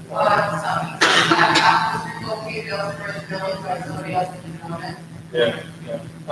So it's, obviously, like, it could also include, attempted murder. I mean, that's a security incident. But typically here in Guilderland, it's relatively minor. And vendor is probably one of the most common ones. All right, so then my next question was, there's the policy said on the second page, patron access to footage. It says that members of the public will not be granted direct access to the data. Patrons basically must submit a report to law enforcement. And I was curious how this would play out in practice. So suppose you have a patron who says, someone stole something from my bag, something like that. And that would be, as I understand it, a security incident that would allow the library personnel to review the footage. But at that point, what would happen? They can't show the footage then to that patron. So at that point, would the library be filing a police report or inviting the patron to file a police report? At which time? Exactly, yeah. So that section, in fact, the whole policy is adapted from other library security camera policies, but also reviewed by our lawyer. And the recommendation is to require a law enforcement agency to ask for permission to view the footage. And so if someone wanted to ascertain whether someone took something out of their bag, we would say, here's a phone, please call the Guilderland Police Department, they'll be right here. They can tell us to review the footage. But our lawyer is telling us that we should not just sit down at a computer with one or both of the aggrieved parties and try to work it out. We want to bring in law enforcement. All right, that's fine. I just wanted the clarity. My last question, under the access to footage, the first paragraph there is about police access. It says police access is allowed when pursuant to a subpoena, court order, or when otherwise required by law and in exigent certain situations. And my question here was, I'm guessing there might be circumstances where the library itself is filing a police report, where there's vandalism, where there's some situation of where the library is only filing a police report. It seems like under this policy, even if the library is specifically going to the police and filing a report, we wouldn't be able to affirmatively provide that to the police. We'd have to give it to the police and then tell the police, now you demand that from us before we can provide it. I mean, it probably doesn't make a big difference. Next paragraph. Law enforcement will be provided immediate access without a subpoena to create a safe environment for staff, patrons, and the public. Right. So I guess it just depends on what create a safe environment, how broadly. I thought that was because that's under the exigent circumstances paragraph. I thought that. Correct, I didn't know that and was quite so we broad. put that discretion for the director and the administration in Tim's absence, that they know what the exigent circumstances are for safety. So in terms of like vandalism, it may be that it creates an unsafe environment. Anytime there is theft or vandalism happening, I would define that as an unsafe environment.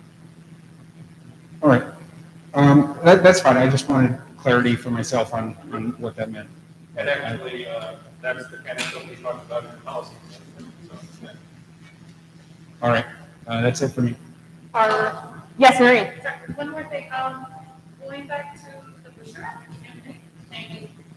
Going back to the brochure, if anybody wants to see it later on, it is actually on the website in the Get to Know Us section under Get to Know Us Welcome Brochure. I'm sorry. I usually think my voice carries because everybody at home definitely can hear me. Use your mom's. I'll use my teacher voice. So there we go, my mom voice. So you can check out, it's the welcome brochure, and it looks like it has blue and everything, and what should I call it? My two boys are in it, so that's why it jotted in my memory that it was somewhere on the website. I just didn't remember exactly where. All right, so just looking back at our agenda, the customer service policy, we'll kick that back to a policy committee once established. The records retention policy is as presented. The review of public services had a minor word change from the brochure to a brochure, and then the security camera policy. So we'll be voting on those three at the next meeting and kicking one to committee. Next up, we have our COVID Action Committee. Tim, since Phil Metzger, his term ended at the end of June, but he had one more meeting for us when we needed one. So he hosted a committee meeting like the very last week of the month. So Tim is going to give the report for him. So the committee met on Monday, June 28th, and everyone on the committee was present except for staff member Ann Wemple-Person. We discussed the current mask policy. This is Phil's email. We discussed the current mask policy and how it pertains to current CDC guidelines and recommendations from the World Health Organization.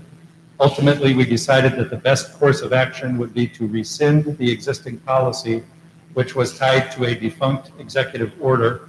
Trust that the director will incorporate the CDC guidelines into procedures at the library and will use their best judgment to enhance these guidelines as needed to provide a safe environment for staff, patrons, and all who come into contact with the library. So then they, with Chris Lanchanton, our lawyer's help, drafted a resolution which appears in your board packet. Is it time to read that? We'll read it. We will read the policy as presented, and then Tim, I think there was maybe one amendment to it. So we'll read the policy, then we'll discuss the amendment to it. And so interestingly enough, this is to rescind a policy. So it would go in effect immediately, and this does not have to be presented one full board meeting in writing, because it is rescinding, and these, you can't just leave it with nothing. So I was told that passing this policy would be completely acceptable because it's a motion to rescind, and then it's not entirely a policy, but just putting the decision-making in the hands of, instead of the full board, so it can be made on a more ad hoc basis and rather than monthly at a board meeting should things need to regress. So Tim? Motion to rescind the current mask policy of November 2020 as it pertains to the now rescinded Executive Order 202.17, thereafter to follow CDC guidance and/or New York State Department of Health or Albany County laws, rules, regulations, orders, or guidance regarding COVID-19 masking and social distancing, and to give the director the ability to enhance said guidance as deemed necessary. So that was the policy that the committee had come up with.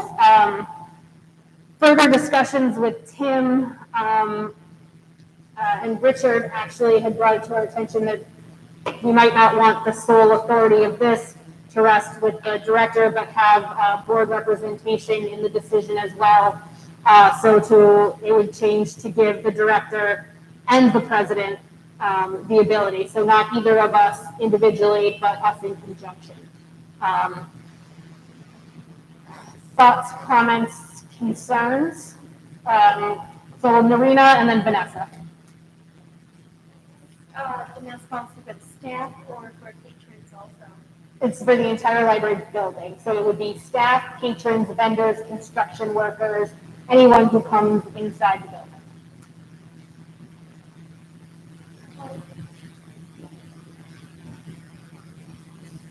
I have some concerns about rescinding the policy completely. And I would just like to voice my perspective in that I feel like we have an opportunity, given the new configuration of the library when it opens, to put in some additional protections, especially for children, and perhaps require those that are, able to mask, adults and, children of the age, I'm not sure what it is, if it's over 2, to mask in the children's area, given the rise and presence of virus variants. And I guess what I'd also say is that in school settings, healthcare settings, there are still settings where you are required to mask in a public area. And I think that there's an opportunity here to bridge. I don't think it has to be all or nothing.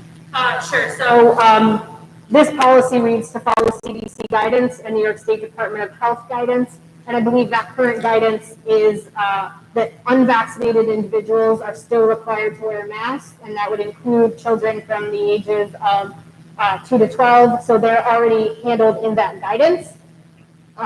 Sure. So to clarify my point, I would be asking all, despite vaccination status, in our children's area, there is no vaccine option for children 12 years old, younger than 12 years old.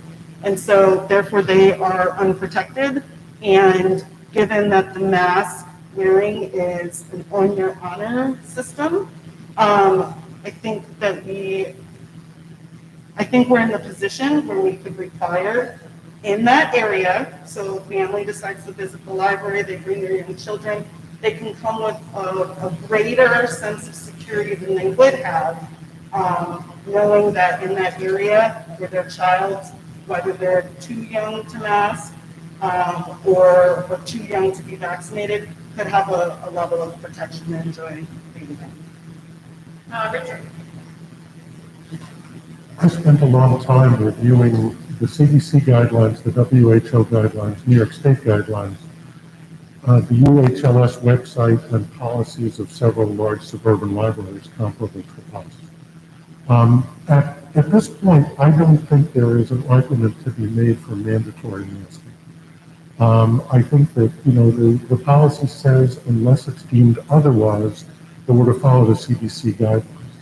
The WHO is calling for universal masking, but the CDC has not adopted that. And I think the one thing about this policy is that we need to be fluid and nimble, which is, we need to be fluid and nimble in this policy. And I think it's going to be 2 months before there are children in the building. And we very well may want to adopt something more restrictive. But the point is, as for now, I don't know that we really have a leg to stand on to say that we need to require masks for everyone. People need to socially distance as they are able to. And I would feel more comfortable if we had proof of vaccination, but we can't do that. So I think we need to adopt this policy.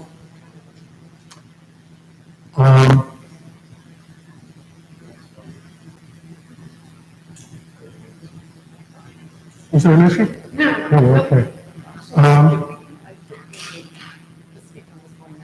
Oh, okay. Okay. I think we need to adopt this policy, but I think clearly the policy needs to be fluid. And if the Delta variant or anything else changes on the landscape, we need to change the policy to make it more restrictive as time goes on. And also when the library opens, I think we need to be able to change the policy to accommodate. That's my main fear, is the unvaccinated children. That's my main fear in all of this, is I think all of our fear. But I don't think we can justify carrying the current policy 2 months in anticipation of children being in the building. So I am supportive of the policy. So I would agree with you. And one of the reasons I believe the World Health Organization is recommending it is because in this country, in New York State specifically, we have been privileged to gain access to vaccines pretty rapidly. And in other places, the spread is not contained in any way, shape, or form where it is here. So I think that's the discrepancy in those. And I believe, Richard, that last line is to give the director and the president the ability to enhance guidance as deemed necessary, gives the library the flexibility to make those decisions. So I've got Vanessa, then Barbara, then Michael. So this resolution, as it reads, says that thereafter follow CDC guidance, and the only change or, I guess, deviation from that would come at the discretion of the library director and one board representative. I would feel more comfortable if it included this entire board revisiting this once the library was open to the public. So you would suggest adopting this policy now, but as we go to reopen, revisit what our guidance will Based on be the local full board? conditions, et cetera, because I feel like otherwise, then it doesn't leave space for discussion in the future, to compel discussion in the future about a mask policy when we reopen to the public. I don't disagree here with as far as when the building is not open to the public and the staff that's here, et cetera. But I continue to have concerns of how we manage public spaces when children are involved. There are places you can go right now and you still have to mask on public transit. And that's because there are a considerable number of people that take part in that can't be vaccinated. And so I just want to make sure that we have the opportunity as a board to revisit this once we're considering external when we're considering patrons and external people in the building. That's valid. I would definitely speak in favor of, this particular motion. As we look around our community, you go to church, you go to shop, you go to the barber shop, beauty salon, they're following the guidelines. And I think the definition here is broad enough that if you have a resurgence in Albany County and the Albany County Health Department says, oh, this is kicking up again, we certainly have the authority, or you guys would have the authority, with our blessing to, remask again. But in the meantime, it would be wonderful to have this meeting so we could see each other and actually hear each other. So I'm totally in favor of this. Thank you, Barbara. So I've got Michael, Marcia, and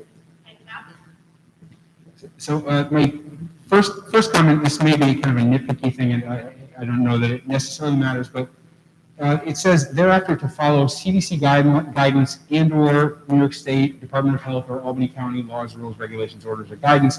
And where the later part where it says give the director, and I guess there's a proposal to modify that to be the director and the president, the ability to enhance the guidance. It specifically indicates that the director or the director and the president, wherever we decide, that's who's going to have the authority to enhance the guidance. But to the extent that there are differences, and so at present, I think that the CDC guidance and New York State's guidance are in line with each other, and they're consistent, so there isn't really a conflict. But that, I don't think we should assume that will necessarily always be the case. There may be certain circumstances where the CDC and/or New York is recommending, or as their guidance, something that's a higher or lower level of precautions than the other. And this doesn't indicate who it is that makes that decision. And so I think it would be more clear if we specifically said, the director and president shall, using guidance from this, that, or, if we're going to give the discretion, that's fine. But we should indicate who has that discretion and where that lies. The clause about New York State and the county was added by the lawyer because not at all times since the pandemic started has New York State and CDC guidance been the same. So our lawyer was attempting to give us the ability to follow either. And I think based on my conversations with her, it was probably assumed, although apparently not stated, that we would follow the guidance that we had to follow, which I think appeared to her to be the state or the local jurisdiction. So this is another thing, and again, maybe this, I think it's pretty clear, and it's probably clear enough, and maybe this is nitpicking. There are laws, rules, regulations, et cetera, at various levels. It might be from the county, it might be from the state, from different departments or executive orders. Those we obviously have to comply with. It's the law we are required to. We have to follow those things. There's also guidance that is not mandatory that may come from the CDC and may come from the state of New York, may come from other places. And I think we're saying here that they're going to give the director discretion, and we're to follow guidance from such authoritative sources, but it's kind of a different situation from actual binding law that we have to follow versus the guidance. Maybe it's clear enough, and we don't need to mess with the language. But I have a suggestion. So to, again, that last line, the ability to enact and enhance, and that would serve to say, that the president and the director in consultation, if there is such a discrepancy, to go forward. Yeah, I don't know. I mean, I don't know how much wordsmithing you want to do of this. If it was, up to me, if I was going to rewrite it from scratch, I may say thereafter the library will follow all applicable laws, rules, and regulations, and the director or the director and president, whatever, at their discretion shall follow guidance from authoritative sources such as the CDC, New York State, the county, whatever, and may enhance them or something like that. Just to clarify who has the authority and the distinction between mandatory rules and guidance. But yeah, I thought that was what that last sentence was doing, because it's saying and/or New York State. But it could be enact and enhance, would say that, you know, together in conjunction, Tim and I could make a decision about said guidances. Food for thought as we continue to discuss. Marcia, I have Marcia, Kathy, and then Barbara. I was on, Wear your mask over your mouth and nose. Please, mask. Yeah. That's actually, I just scratched my nose. So I was on this committee, and we worked very hard and thought very carefully about how to frame this so that we could take into consideration all of the information that we have from a variety of sources, the state, the Department of Health, guidances, suggestions, what's mandatory and what's not mandatory. And as a result of all of that, we wanted to give, at that point, Tim the ability to enhance what was stated in all of these institutions as we used as deemed necessary. We were very concerned about the children. I was also, and other members were also concerned about people who aren't vaccinated, who may not choose to wear a mask anyway, and that we don't have the ability to ask patrons whether or not they're vaccinated, and that's not our job. And nor can we be comfortable, at least we weren't comfortable with an honor system, that people who aren't vaccinated would wear a mask. I'm not as comfortable or confident that people would do that. I don't think people are generally bad, but I wasn't willing to leave it to chance. So I like your suggestion about looking at this later on once the library opens, and we could probably and hopefully build things into it. But the idea here was to give as much discretion to Tim and now Caitlin, which I agree with, so they can act in a way that preserves the best of what we have that's mandatory, that we can look at the guidances, but also as circumstances dictate, to use their discretion. And what was said at the meeting is that we thought they would err, that at this point it was Tim, would err on the side of being conservative. That wasn't it, we didn't put that in the language, but that was the thinking, if you remember, Tim. And so the fluidity of this was to take everything into consideration. But I do think, as the library becomes closer to being open, it would be a good idea to revisit the policy. But this is what we wanted to do to give the widest possible latitude as circumstances might change, considering the laws and the guidances that we have to work with.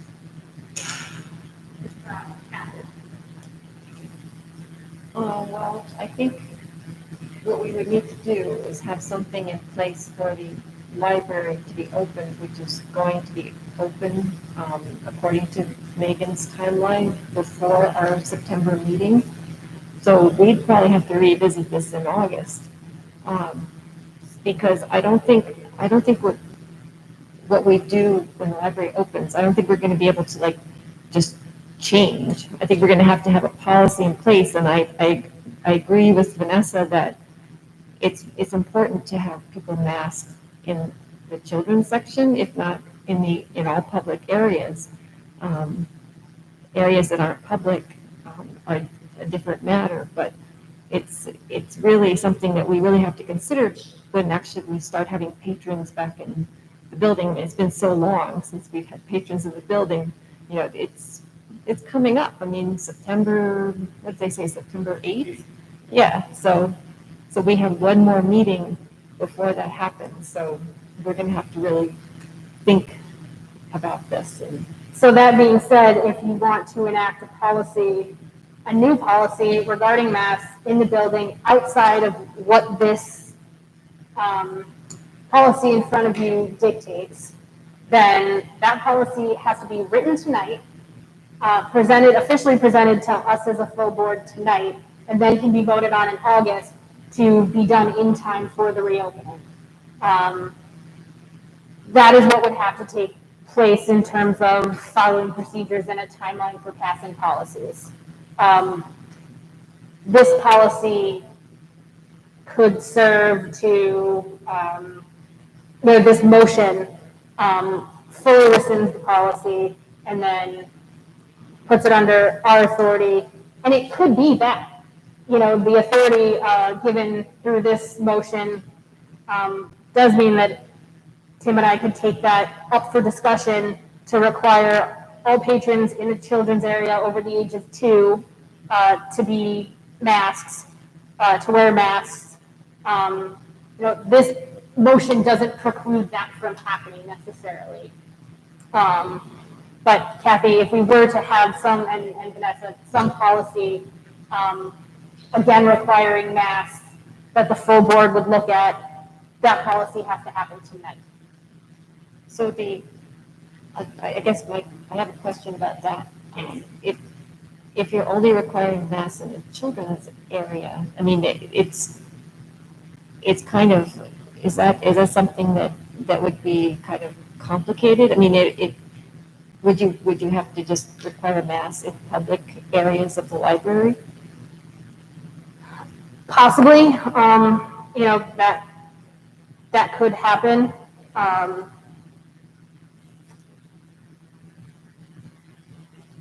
Again, we're discussing this motion, and this motion might not pass. And it might not, the current mask policy might not get rescinded, and that could be a moot.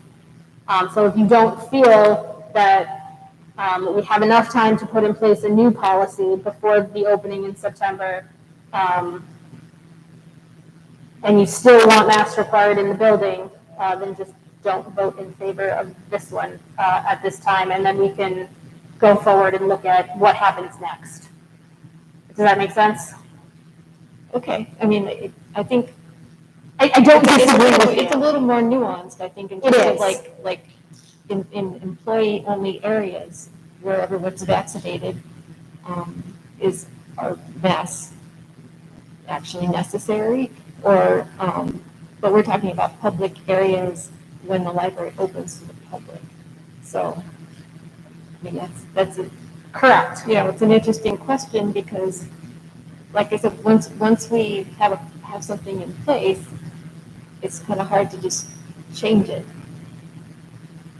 Yes, but we are on a very tight timeline. You don't have a policy committee currently established. The COVID Action Committee has lost their chair. So if we're doing it tonight. Okay. So if you, so I have Barbara, then Richard, then Marcia.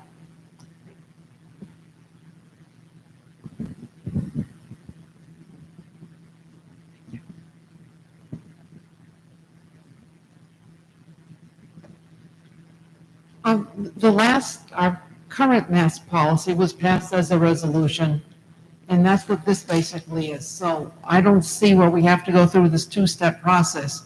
If come September, if people are worried about children, you certainly can have a policy that says unvaccinated and children under 12, we request that, or actually require that you be masked. So this certainly would give us the opportunity for the next couple of months for the adults who are going to be in the building to enjoy unmasking as they have been unmasked in most of the population. A question first of all. We don't see the COVID action committee listed here as to allow. Will that continue to exist, and what is the role of the COVID committee going forward? So Tim and I actually discussed this on a phone call this week. The COVID Action Committee will continue to exist. Its original purpose was to get that state plan developed and submitted. But as guidances change, the committee would meet and discuss some of that changing thing. This resolution just gives Tim and I the authority to make the decision on any given day. Based on what we're seeing in the community, the attitude of patrons and staff. So the feeling is that the COVID Action Committee needs to continue for as long as COVID.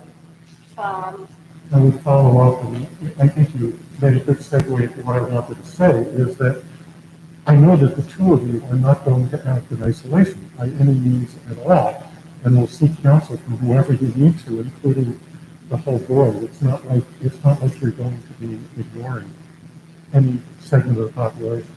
The other thing I would like to suggest is that I don't think people in Colony or Bethlehem particularly care less about their children than we do in Guilderland. But yet they have very unrestricted policies. And I personally would like to know what their thinking is, how they're operationalizing this. And the UHLS, at least on their website, is very silent about all of this. So I think I would love to know what Colony and Bethlehem are doing and what their deliberations were, particularly about children. Sure. So just to let everybody know where Tim and I stand on this, which might help you thinking about this resolution. Tim and I would both be in favor of in public spaces and the, what would you call those? You know, the All public spaces really, the distinction that Kathy seems to have brought into the discussion that if you're in a public area of the library, which is every area that's not strictly for staff, then you'd be, whether you're an employee, a patron, a contractor, you'd be required to follow the CDC guidance, which is you're supposed to wear a mask if you are unvaccinated. Now, most of the employees that I've spoken to will continue wearing masks in all public service settings because they want to. They think, A, it'll keep them healthier, and B, it'll reassure customers that we're taking appropriate health and safety measures. But if you're strictly following the guidance, you're not asking anybody if they're vaccinated. You're putting up a big sign that says, you know, CDC strongly recommends that you wear a mask.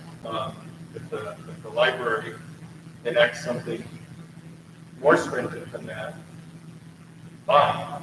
It does create difficulties in enforcement, but you know, as I understand the current guidance. I actually believe the current guidance reads that masks are required for unvaccinated individuals or in situations where the vaccination status of individuals is unknown. Or where appropriate social distancing cannot be maintained. Or where appropriate social distancing cannot be maintained. So those guidances from the CDC, I would take that to mean in all public areas of the library because the vaccination status of our patrons is unknown to us, and that we can't expect anyone to social distance when they're browsing stats necessarily to say like, hey, you need to be 3 feet. Because I'm hoping we'll be packed in here by September. You know, that would be a discussion under this policy, under this resolution that Tim and I would come to. But personally, I would be in favor of requiring masks in all public areas of the building, regardless, because the vaccination status of individuals is unknown to us. So that's my standpoint.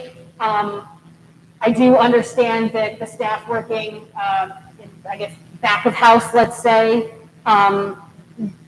you know, and they can social distance and their, you know, plexiglass dividers has been put up, and if they feel comfortable and confident and have been vaccinated, you know, that, but I agree that there are other considerations that we need to take because, you know, we are a public library and we serve a variety of patrons, some that cannot be vaccinated, some that will not be vaccinated, and we just don't know. And I would say that that puts us in the category of vaccination status of individuals is unknown, and in all public areas of the building, that should still be required. That's how I understand the current CDC guidance. And that is, you know, Richard, I believe that is the wording. It is vaccination status unknown, social distancing cannot be maintained. And that is for everyone. So the resolution, this resolution, our mask policy specifically referenced the executive order. The executive order was rescinded. So an argument could be made, and our attorney brought this up, that the policy is actually not in effect anymore since the executive order doesn't exist. So regardless, we have to think about that executive order in the policy as it was originally written, tonight. And I think I've got Barbara and then Vanessa. Yeah. Caitlin, I'm just wondering why we would want to be more restrictive than our entire community. The only place where masking is required is on public transportation where you're all crowded together. Nursing homes, obviously, doctor's offices. I think that's about it. Nursing homes, as I think I said. Even children in day camps are allowed to be unmasked. So you have this huge area of this library where people can social distance if they so choose. As I said, you go to church and most of the kids, 12 and under, are still wearing their masks, because their parents want them protected. But the whole purpose of vaccination was to get us back to normal living. And if a few people choose not to be vaccinated, hopefully the herd immunity that will occur over time will protect folks. So I don't understand why we would, under this policy, be more restrictive than anywhere else that you go in our community. So let me explain a couple of things. Herd immunity doesn't work unless COVID is gone, right? So like COVID has to be eliminated, and then you can say that herd immunity worked. Right? It only takes one person in the building unmasked with COVID to create a super spreader event to children. That's the reality. It doesn't matter if 60 or 70 or 90% of people are vaccinated. It only takes one. And you pointed to day camps not being required. Some of those take place outdoors, so it is guided, in conjunction with the guidance or along the lines of the guidance. And there's also already been several super spreader events at kids' camps where they didn't require any proof of vaccination and they didn't require masks in indoor spaces. Upwards of 80 children from one summer camp. So that is a situation I would really like to avoid. We've been able to do so in our building thus far. And so that is why we know that the vaccination rates are very good, but it only takes one. And so, I'm not sure what why there's a hesitancy to enact stricter guidance that would protect children. But, I can also see where you're coming from, that other places don't require it. We do have the benefit, that September opening, maybe not the soft opening, and again, that could change, but by the grand opening in the end of September, school will have been in session, in person, for a couple weeks. And that could tell us something. Right now, the children aren't necessarily gathering in mass, outside of a few situations. So we do have that to fall back on, to look at before we open. So if we enact this policy, then the adults in this building, until we were to rescind or make another resolution, would be allowed to be unmasked. So it would be, Tim, the library would have rules, regulations, and guidance posted for what they are for this building. The current policy says everyone everywhere wears masks. I believe Tim and I, in conjunction, would come up with, and it may be that everyone in the public areas of the library would still be required to wear masks. If you were browsing stats, you would have to wear a mask. If you were in a meeting room, you would have to wear a mask everywhere but the staff-only areas. That could be, I'm not saying that it will be, But I'm saying that could be an avenue that this resolution would allow us to take. Now, our former resolution was a board resolution, and it was the board that made that decision. So why would this just boil down to you and Tim? As I'm interpreting what you're saying that if we vote for this, you guys can still mask up the library in any area that you want to, and it doesn't matter what the vast majority of the board might think. Now, they may agree with your position, I don't know, but it has always been a board decision, and, you know, from what Marcia said, this was to give the ability to do so on the fly. That things could change rapidly, overnight. You know, should the school district go remote for 2 weeks because they have an uptick in cases?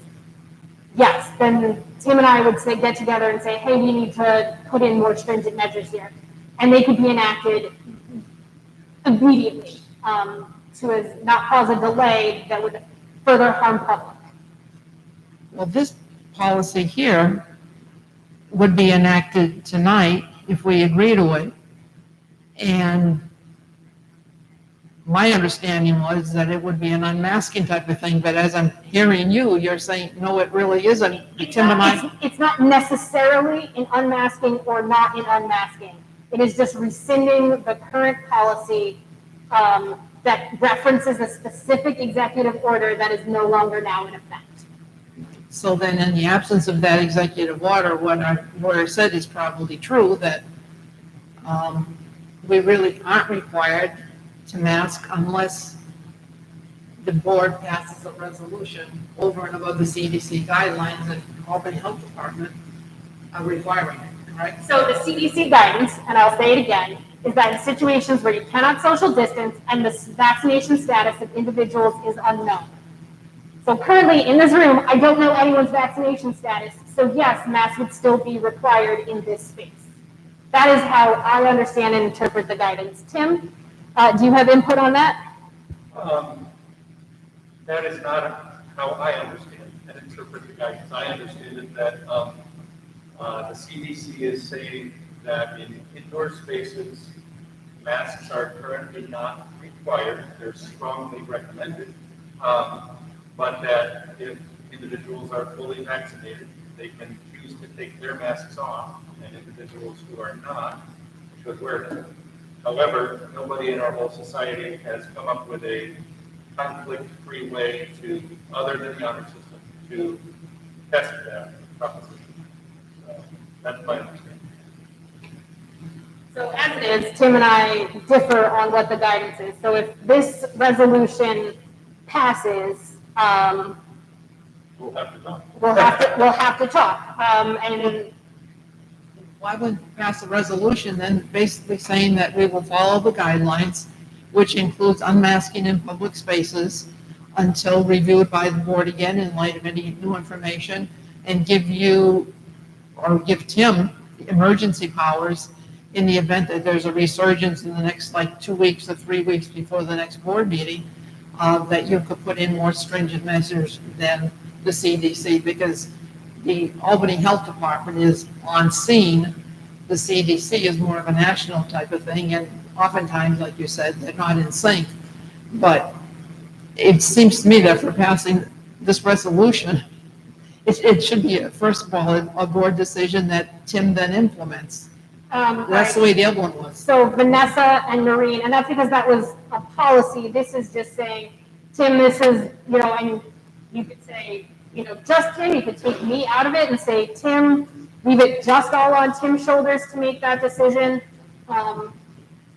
So go ahead, Vanessa. I just wanted the opportunity to speak to say that I take exception to Barbara's comment that these considerations were for a few people who chose not to be vaccinated. And that is not in fact the case. This is a robust discussion because there are many people who are ineligible to get vaccinated and remain at very high risk. I believe it goes to Noreen next. And for those of you who aren't familiar, and I don't often do this, my master's degree is in public health. And this is a public health emergency that we've been facing for the last year. So I do have some expertise in this area of mitigating public health risks. My thought, Barbara, was on something that you said. I personally, with everything I've read and my interpretation, I am inclined to be your thoughts, Caitlin, in agreement about the public masking in a public place. Because children cannot be vaccinated at this point, 12 and under. And the staff in the back room, if they can social distance, if they're vaccinated, like Caitlin said, they have partitions.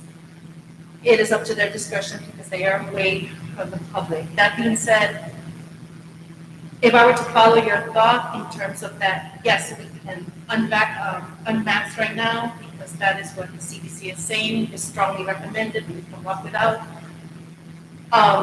When you said that, it struck a chord with me in the sense that we still have construction going around. And we are so close to finishing up the library that if we were, I think, to say, okay, everybody can now unmask, and something happens to the construction crew or to the staff being so close, then you're looking to delay the final opening of the library. And we're just so close to that just, I think we could hold on a little while longer, I guess is what we're trying to say. I get what you're saying, and I want to return to normal and totally, but we're not prepared yet. And my thought is to do it right now. I don't think it would be prudent. That's my thought on that. Yeah, the CDC, as you said, strongly recommends. Well, I take that to be their guidance that I would follow, that we would say, you know what, let's do this. Because Vanessa had asked earlier in the meeting, is there anything that could potentially delay our reopening? And Noreen makes a fantastic point that hadn't even occurred to me, that a COVID outbreak, because we've rescinded the mask policy in all areas of the library, that could potentially delay the reopening. Yeah, I think we should vote on this resolution, up or down. As I said, I was involved in the public committee, and this was basically a compromise. My personal feeling is that I would like masks worn, period, for the safety of everyone involved, and because we have so many differences of opinion. So what I would propose is we vote on this resolution, and if it goes, that's fine. If it's voted down, then what I would do is go back to the old guidance and take out the reference to the executive order and keep the old guidance without the reference to the executive order. After the library opens, we can always revisit this issue and modify it. We're too close to opening, and since people are very uncomfortable, myself included, in having a variety of different positions depending upon whether you're in an office or you're a child, or you've been vaccinated or not vaccinated, my druthers would be to go back to the old one and take out the reference to the executive order until further notice. So I say we call the question on the resolution. Marina wants to speak, and then we'll open the floor to someone to make this motion. I just had a question. Is there a system in place where the air is filtrated so it's different in the back than it is in the public, or is it the same with filter? It's the same air in the whole building. It's a MERV 11 system, and there are, in addition to that, 11 portable air cleaners throughout the building that work on filters plus infrared.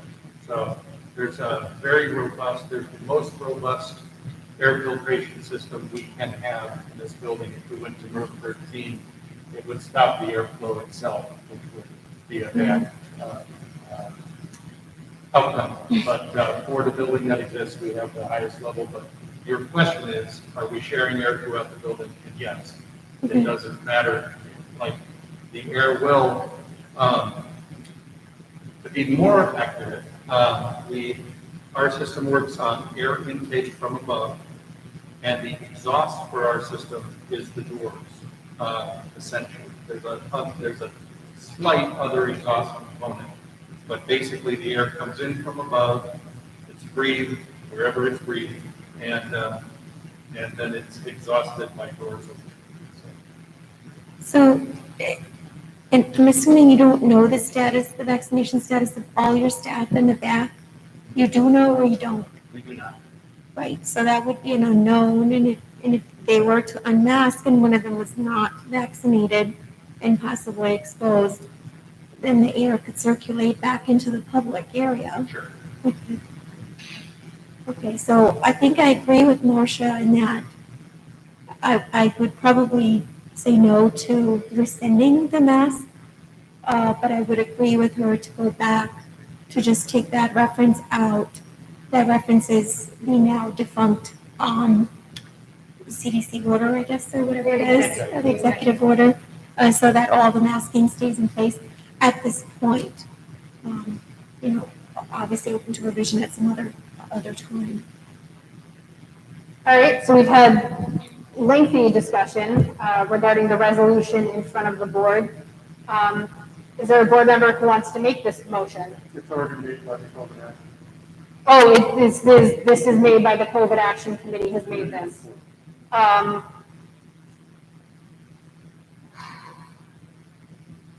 we do that?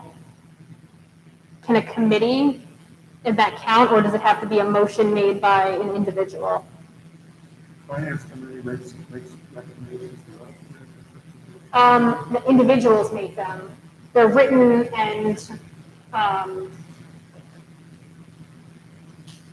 and presented by the committee, but an individual on the board actually makes the motion. Yeah.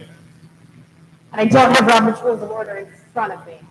Barbara's going to make the motion. Well, I can, but he's right under Roberts. I believe that if a committee is making a recommendation, there'll be a number one and a second. Okay, so the committee is making this resolution, and that's acceptable for Robert's Rules?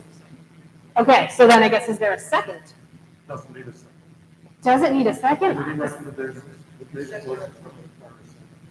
Okay, so this resolution and this motion doesn't need a second? Does anybody want to do it, just so we all feel? Just to make you feel good, I'll just do it. Yeah, just so.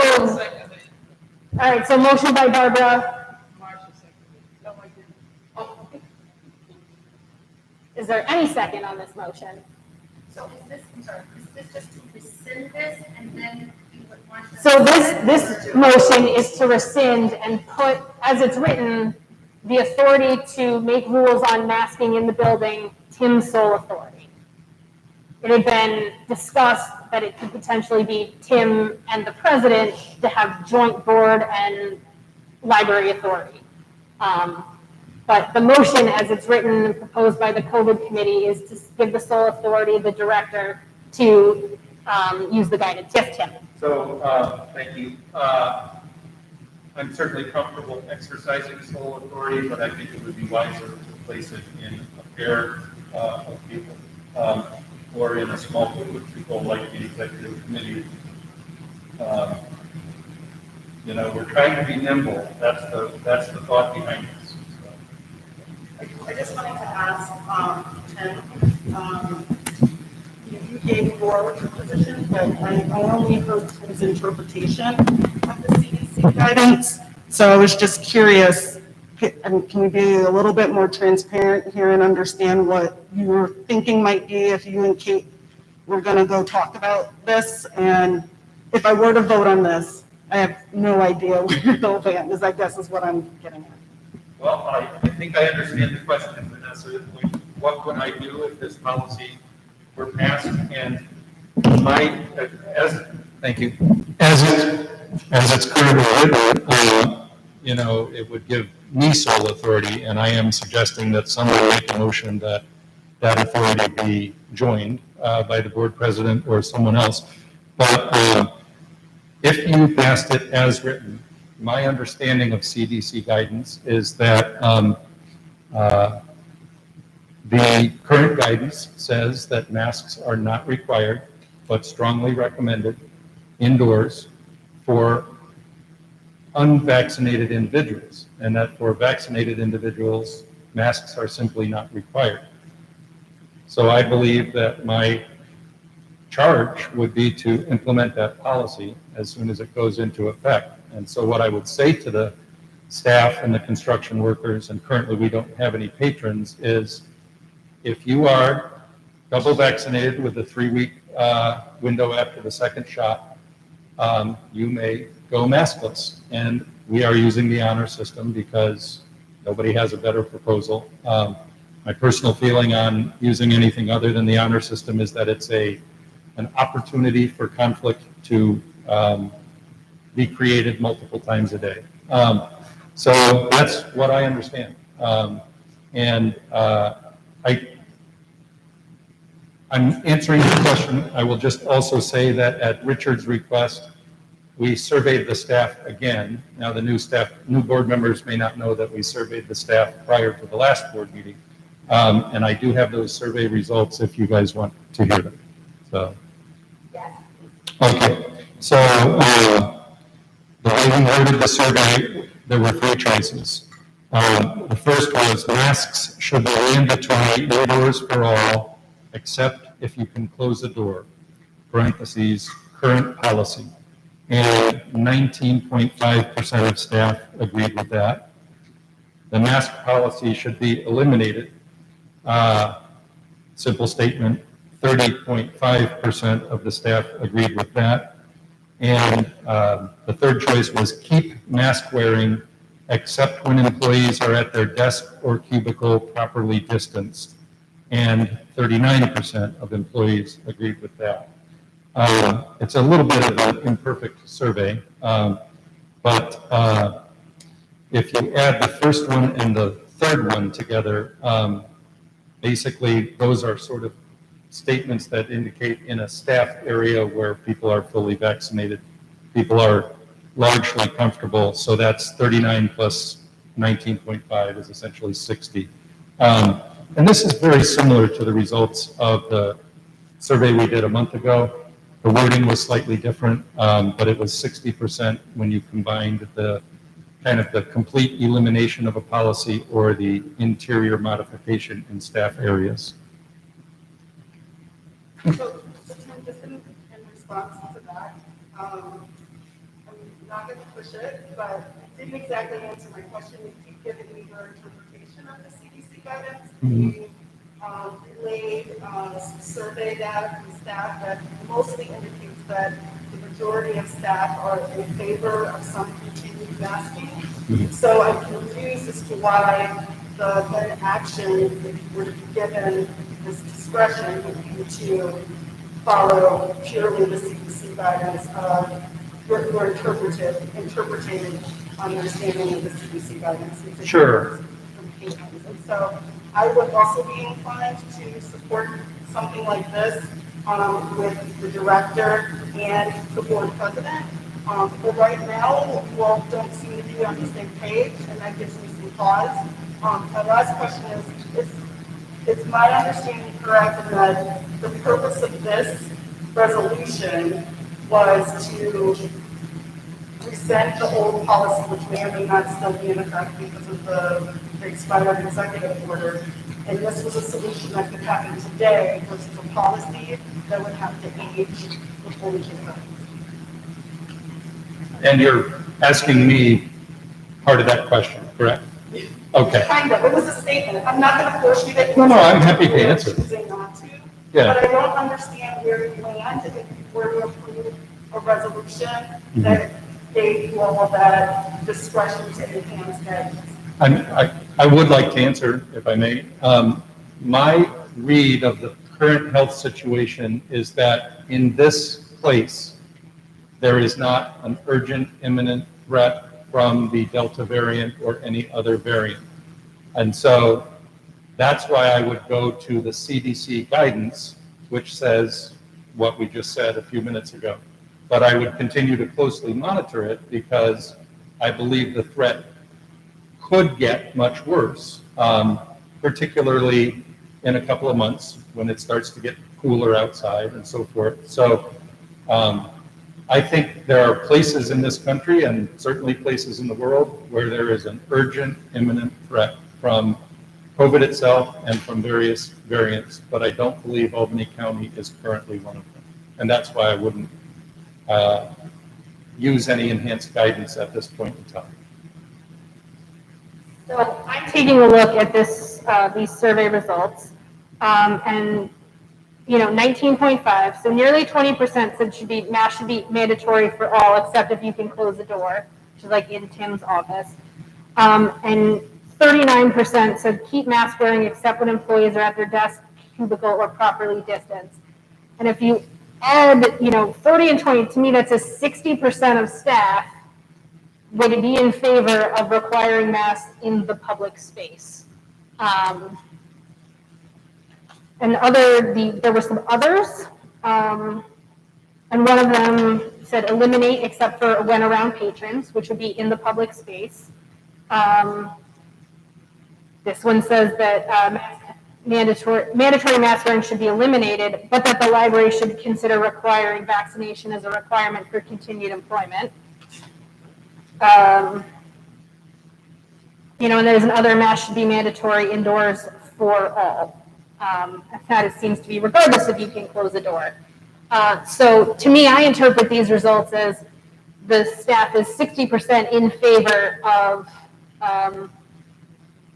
having in all the public spaces masks, and that only 30% say that the policy should be eliminated completely. I agree.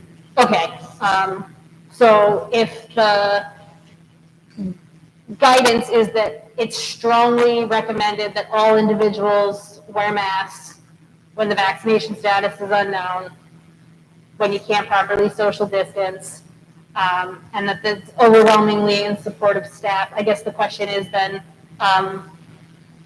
what would be the hesitancy of requiring in all public areas of the library to require a mask?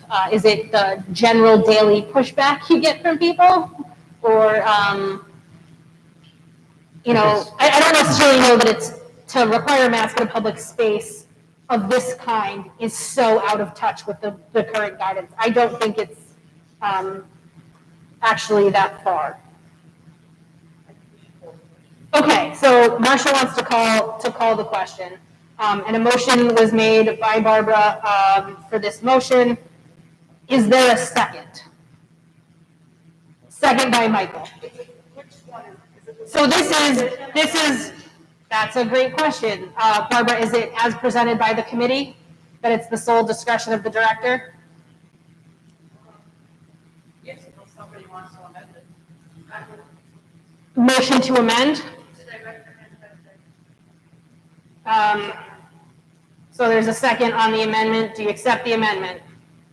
Okay, so the policy is, or the resolution before the board is the motion to rescind the current mask policy of November 2020 as it pertains to the now rescinded executive order 202.17. Thereafter, to follow CDC guidance and/or New York State Department of Health or Albany County laws, rules, regulations, orders, or guidance regarding COVID-19 masking and social distancing, and to give the director and president the ability to enhance said guidance as deemed necessary. Hold on. Narina has a question, and I want to give her the microphone.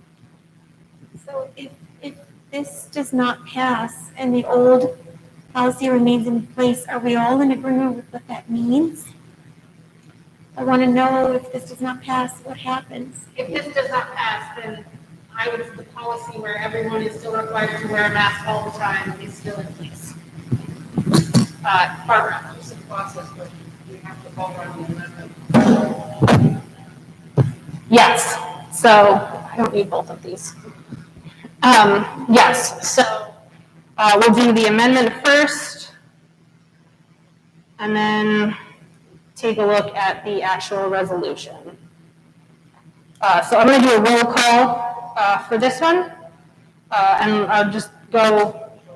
I'm going to do a roll call. I was told by Tim Burke that for all motions that are not unanimous, a roll call is required to be in the public record. So I'm going to go around the table. So first we're voting on the amendment. That is to include the director in conjunction with the president. Kathy? Yes. Marcia? Abstain. Noreen? Michael? No. Barbara? No. Richard? Yes. Vanessa? Yes. Do you prefer Tony or Anthony? Tony? Yes. Norina?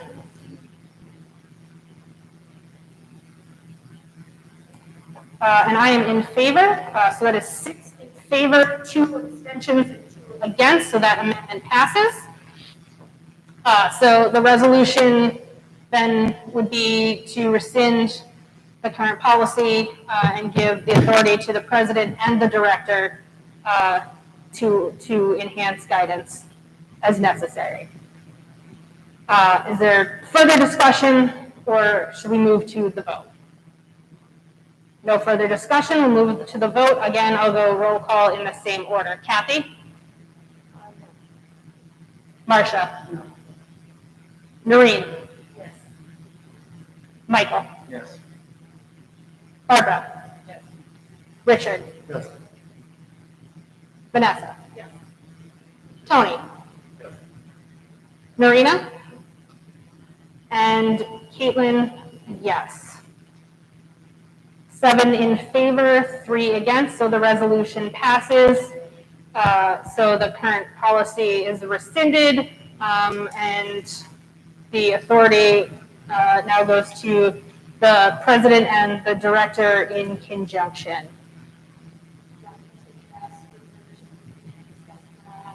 Sure. So Tim and I just discussed, and we're going to continue mask wearing for the duration of this meeting till he and I can get together and have our own private disagreement regarding this matter. Yeah. What is the process for letting us know where this means? Well, after we talk, we could email the board, right, and the staff. Yes, So, everyone will get emails. I said that we will email, after Tim and I have this discussion, we will send an email. And Tim, we can bang that out tonight. sure. Okay. Assuming that we do that, I've also offered a tour to people, so. Sure, and we can do it outside of the building Sure. later this evening. Mhm. I may have to get home to my child. Okay. Richard, Michael. I will not make it as a motion, but I would like to strongly request that within 2 or 3 business days, we are informed by email of the conversation with the county or Bethlehem libraries about their policies specifically in relation to children, and also that we get a clarification on Mary Charles's position. I will do my best to get that for you within 2 to 3 days, barring, their delayed response. Acceptable? Thank you. Thank you. Michael? I would just like to make an informal request to Caitlin and Tim that when you do send out whatever policy you've decided on, to the extent that that policy is based on CDC guidance or guidance from other authoritative sources, if you could link to the specific guidance that you're referencing or referring to so that we can see that. I would appreciate that. Noted. I will insert footnotes where applicable. All right. Now we are on to UHLS. Tony. Tony is going to be starting. You have not attended the meeting yet. So Tony will be a representative. The terms are 5 years. He'll start next month. So then Tim, the directors and department heads reports. Yes, I will try to do the usual fast job given the time. So in my printed report, you saw the general areas I've been working on during the month of June. I just want to add the major upheaval of the construction at the parking lot, which was kind of a last minute decision. And it is great that it's done, but it caused an awful lot of time consuming work. Just mentioning a few things from other reports of other staff members. We do have a serious challenge in finding part-time custodial workers. As you know, all across society, people are having difficulty filling positions. So For the second board meeting in a row, I just mentioned that if you know anyone who might be willing to work some part-time hours cleaning in the library, we have a desperate need, and the need will get worse when the building opens. There are not enough people right now to clean the building once it's open. We have our own employees who do it. We could theoretically contract it out, so we could look into that. All staff are back in the building, which generally improves communication, although as you see tonight, sometimes it can still be difficult. In the public relations side, Luann's open rate for email messages remains 15% higher than the industry average, which is great. The new electronic sign is here. We're working on the software. You'll probably see it running either tomorrow or Monday. I'm going to speed up just for timing. The e-content usage, so all the online resources at Guilderland is among the highest in the Upper Hudson Library System. Again, the summer reading program is at full tilt. Currently, there are 245 families signed up and 165 adults in the adult summer reading program, which is a growing area.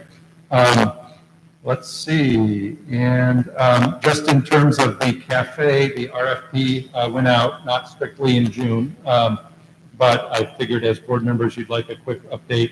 We've had 2 fairly serious inquiries and 2 relatively, not necessarily serious inquiries about it so far, so that's good. Please continue promoting and sharing that opportunity with people. One other thing I want to mention is that, need your help on this, basically. The concept of a soft opening on September 8th and a grand opening on the 23rd and 24th is all the things in that timeline are still flexible dates based on other issues that could come up to us. But the advice we're getting from other libraries, from Megan, and from retail is that the way a soft opening works is you just open.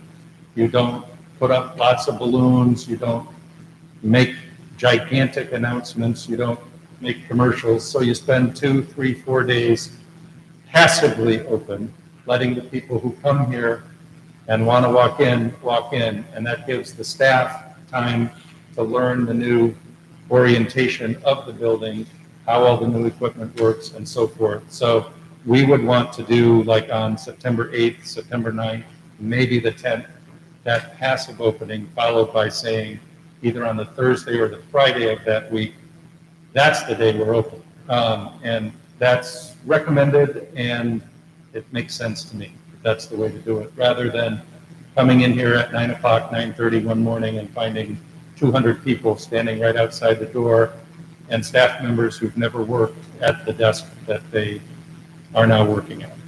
So that'll be my recommendation. So anyway, that's the director's report. Open to questions, of course. Questions for Tim? Yes, Mike. Just on that last one, the soft opening, would there be some indication on the website or somewhere so that people we're just not going to promote it as a big thing? But Yeah. Somehow people would be able to find out if they're big event in the library. Right, somewhere in the middle there, the grand opening is more of an event, kind of a showpiece kind of event.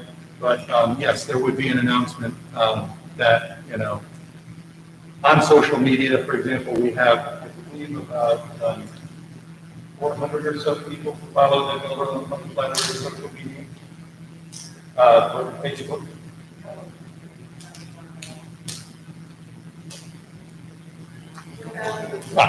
I was off by a factor of 10, but so you have to do it somehow, Mike, but if you do it full bore, you might have problems.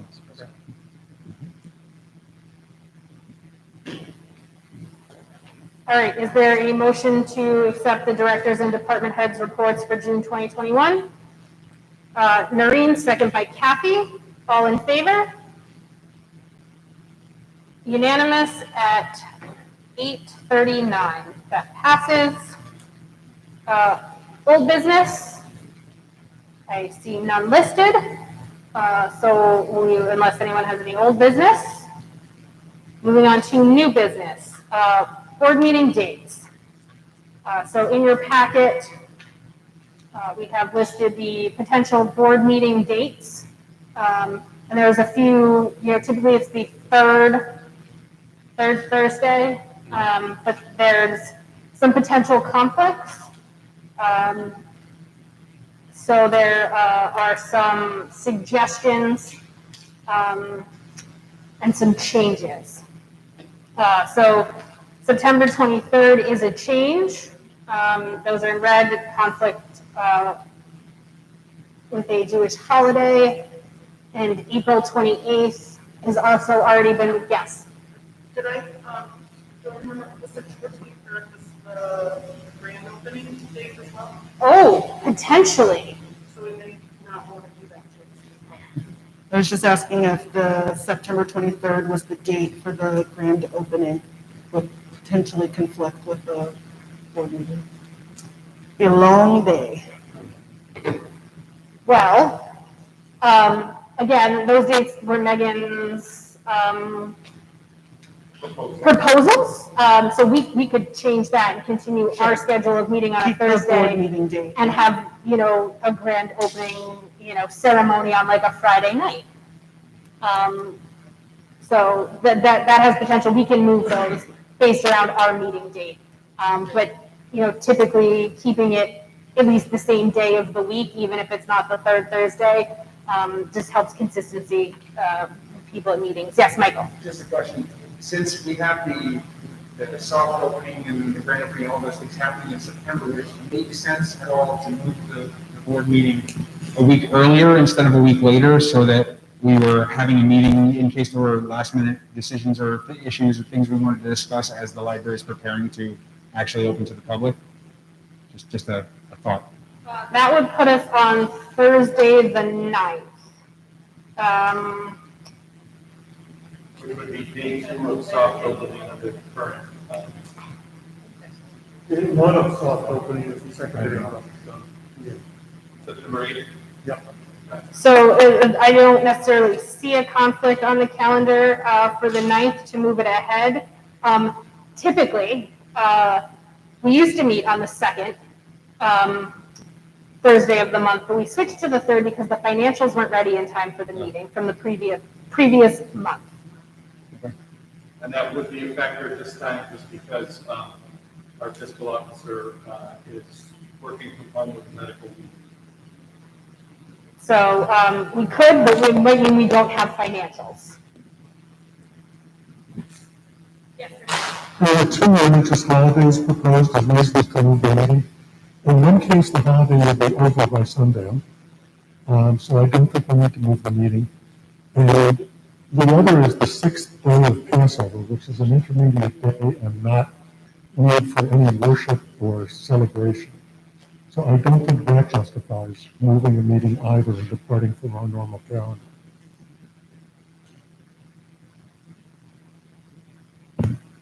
Thoughts? Well, do you know what time sundown on September 16th is?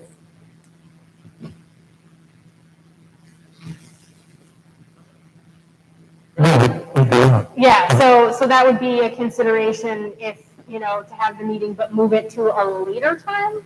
It's not a holiday that requires abstinence from work, driving, etc.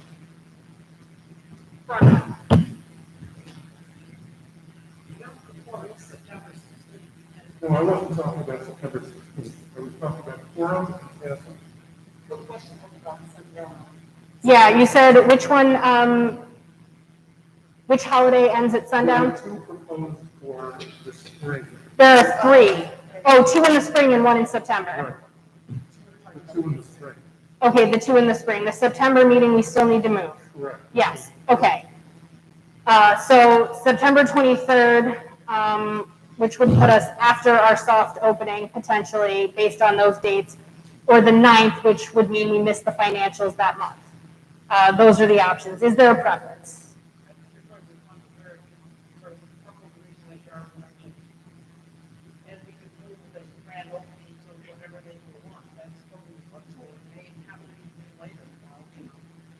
Okay. So, no, that would be the grand opening, not the soft. Right. No, that's okay. March 17th, so September 23rd. Fine.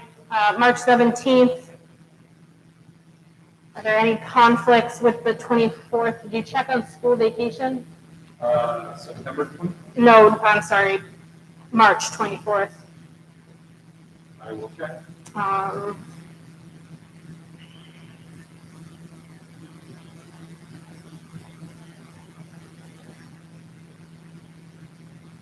Yes, Michael. I just have a question while we're on the topic of the board things. Do we have any policy that allows for attendance by video conference? And I ask specifically because the August 19th meeting, I know that I will be out of state. I have a vacation already scheduled that week. And I know that Tony Rivera has the same conflict that week. So we do not currently have a provision, temporary provisions for open meeting laws were put in place during COVID. That executive order has since been rescinded. Our board does not currently have a policy. Barbara. I thought we had changed that. I said, well, even with the change in the executive order, that this is like a meeting ago, and I thought we had said that we would allow video. I thought we had said that we were going to allow video conferencing, like last meeting or whatever, even though the governor, was saying, I think what it said is that applicable law and open meetings law does allow for governmental bodies to allow actual voting via video conferencing as long as you can see the person and they can see the board. And anyone wishing to attend the meeting would have to attend from all places that the meeting is being participated in by board members. So if Tony and Michael were on vacation out of state, then the public would have to have an opportunity. They'd have to be publicized their locations where they are so that the public could attend them as well. Right, but the public has to be notified where you are video conferencing from. But I mean, this is done by all kinds of governmental boards and agencies and private companies nowadays. And it's like going to the dark ages that if you're willing to video conference while you're on vacation, just to continue your duties if you're able to. It's also a technology requirement. You see how much trouble we're having a meeting and hearing each other all in the same room, and then add that some people are in remotely and some people are in person. I'm not sure that they have the capability for that. The board has never done it.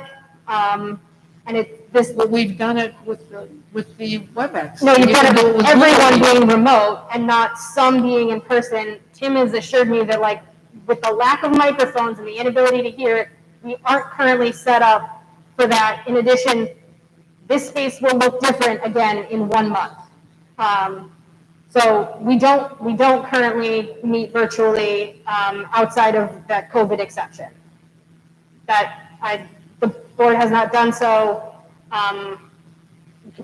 I guess try and work with Tim to be in compliance with open meeting laws, but that is not something that has ever been done on this board outside of COVID. So, Tim, the technology requirements for that, what would be, the issue that the board had in the past with this is that then their concern was that people wouldn't come in person, that it would always be remote and virtual, and that then there was a big push for everyone to come back and meet in person and stop doing it digitally. It is unfortunate, but it is acceptable to miss a meeting. Per our bylaws, in accordance with applicable law, any trustee who fails to attend 3 consecutive board meetings without excuse accepted as satisfactory to the trustees may be deemed to have vacated his or her office by refusal to serve. A meeting can be missed. We don't like it, but it happens. These dates weren't established prior to your vacation, so. And, I assume it's probably too late to do anything about it for August in any case, but maybe we should revisit this and at least look into I know that the Guilderland School Board has regularly had board members attend by video conference, and we should at least look into their experience with it and if they've had problems with it or what their technology requirements have been for that and see if it's something we should consider in the future. Absolutely, and the policy committee has looked at it, I think, in every policy committee the board has ever had, and nothing could be determined. So when we have a policy committee, we can certainly do that, and I'll have Tim look into the technology requirements about what that would be. You cannot vote by proxy. You can't vote, but if you wanted to, state your opinion on a particular motion that is being presented, you could do so through the board president. So I'd like to try and stay on the agenda and look at these board meeting dates that are in front of the board. So as it stands, August 19th, September 23rd, October 21st, November 18th, December 16th, January 20th, February 17th, March 17th, April 28th, May 19th, June 16th, and July 21st. Does anyone have a strong exception to any of those dates that are presented? Barbara.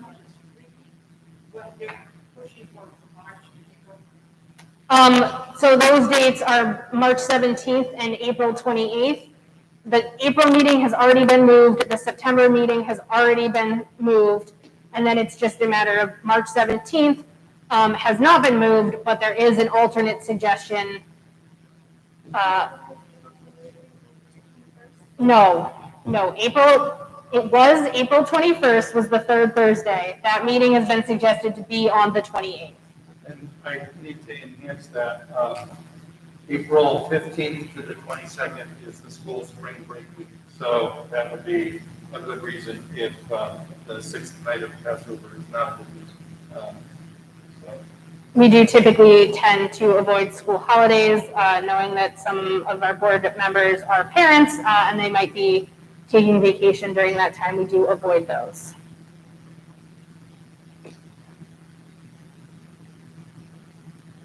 So right now, the March 17th is in red. That is the third Thursday, but it could be moved to the 24th. Does anyone feel strongly one way or another regarding that?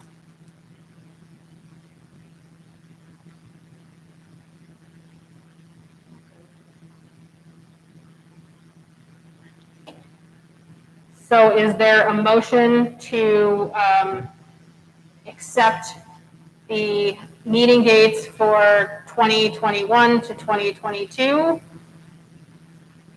as presented? Motion by Kathy, second by Barbara. All in favor? I'm sorry, March 2022 we're switching? No, that's still 17th. That's as presented. Okay. All in favor? Unanimous at 8:52.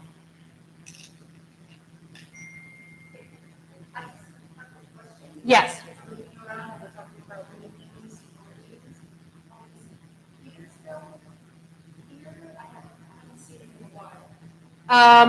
We can have that conversation now as a board, or we can wait till the end of new business. So since as you brought it up, and it is sort of relevant because we looked at the meeting attendance rule, we got an email shortly before the meeting that Peter Hubbard he's decided to extend his vacation and he would not be attending tonight's meeting. He was not at the June meeting with no explanation given. It was a no call, no show. The May meeting, Peter also, no explanation given, did not attend, no call, no show. Per our bylaws, at this point, he's failed to attend 3 consecutive board meetings.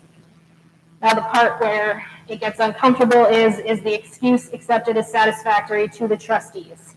Or does the board deem that since he's missed 3 consecutive meetings, 2 without explanation, and 1 of vacation,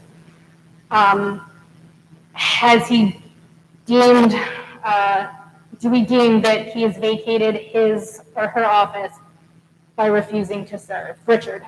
Okay, ask him why he was required to do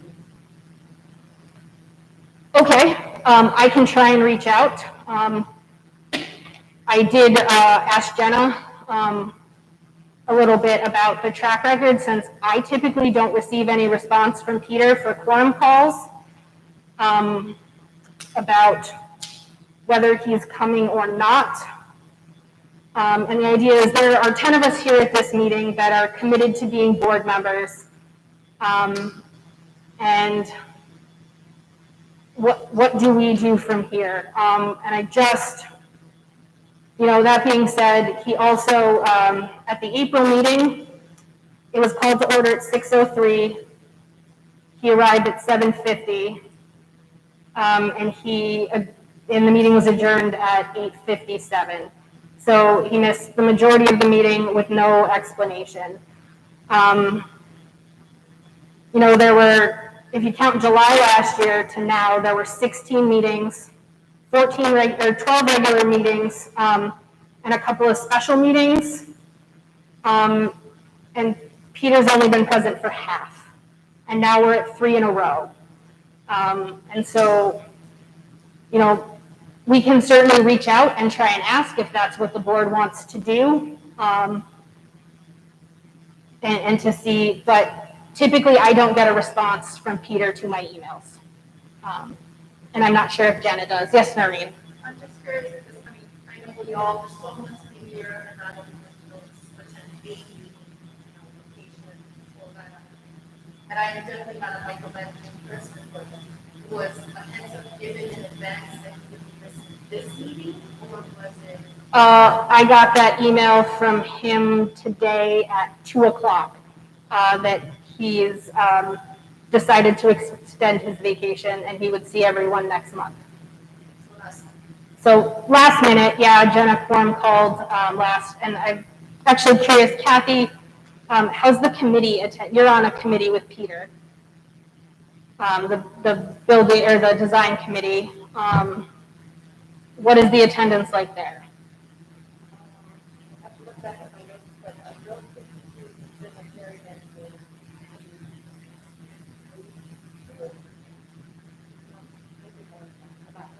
And you guys have. I would say it's certainly, having trouble with remembering the word, it's certainly an anomaly that he is the board that he has communicated with it. Marcia.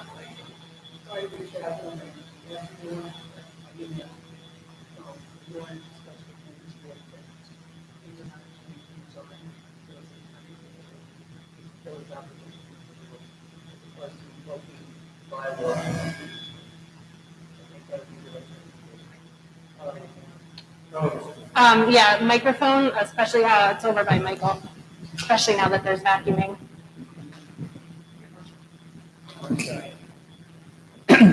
What I said was, I think Caitlin should reach out to him by email or phone, and specifically note that she wants to discuss his attendance at the board because he's been derelict in his responsibility to the board.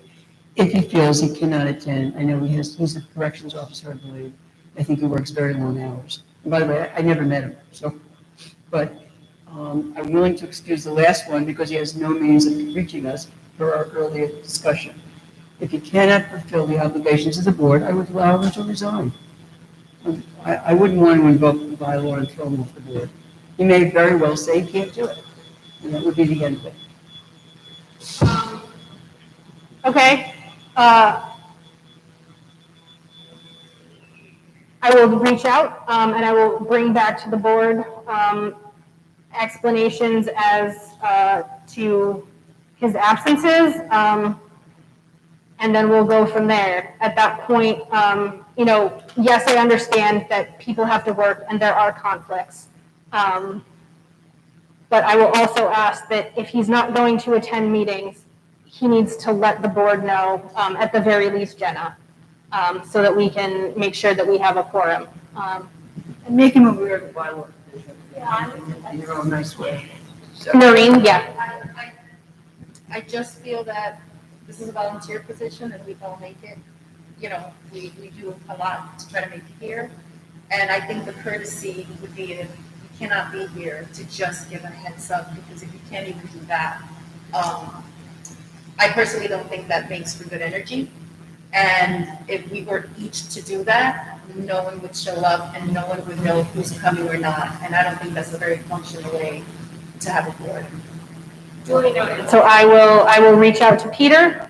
Yes. I would just like to suggest that, I don't know if it would be sorry to say this, Maureen, but a minor revision to the bylaws, but the way they're written, it says something like, if they miss 3 consecutive meetings without an accepted excuse, but it doesn't define who accepts and how. So the way it's currently written, and over 8 years as the director, it seems to have been interpreted by some people as long as I text or email somebody prior to the start of the meeting, I'm okay. And I'm personally not okay with that. I think you should set some kind of, one day in advance, and if it's approved is different than notified. That would be my comment. Yeah, the policy reads that the excuse has to be accepted as satisfactory to the trustees. So I will ask him for his excuses for absences, and then I guess per this, the board has to vote on whether we deem that excuse acceptable, or otherwise, should the board not deem that acceptable, then we vote that he's vacated his office by refusal to serve. So we'll go forward with that. I will reach out to Peter and see the information that I can get before the next meeting, and go from there. Thank you, Noreen, for bringing that up. Next, we have the holiday and closing calendar, which was on the opposite side of the meeting dates. Tim, do you want to talk about the changes in red? Sure. Thank you, Jess. So the change in holiday is the Juneteenth holiday, which, as you know, is now a federal holiday. I believe the choice before you is whether to observe the federal holiday in 2022. That's all that's being asked on this calendar. It's not, I would note, asking you anything at this point about how employees are paid or not paid, et cetera. I believe the resolution that you passed to observe it in 2021 was just for 2021. So that's the thought on Juneteenth that I can share. I move we accept Juneteenth as a library holiday. I move that we accept Juneteenth as a holiday in 2022. So Peter's making a motion to accept Juneteenth as a holiday in 2022, second by Narina. I was just gonna say that there are some other changes. Should we consider them all together or no? I think the holiday, to me, the holiday and the hours are different. Fair. Okay. Okay, so we have a motion and a second. We'll have discussion and then a vote. Michael. So it looks like Juneteenth is on a Sunday in 2022, and over the summer, the library is closed on Sunday anyway. So I'm not sure. What's that? Summer hours are July and August. June, I'm sorry, I apologize, I misread that. Okay, forget my comment then. Okay.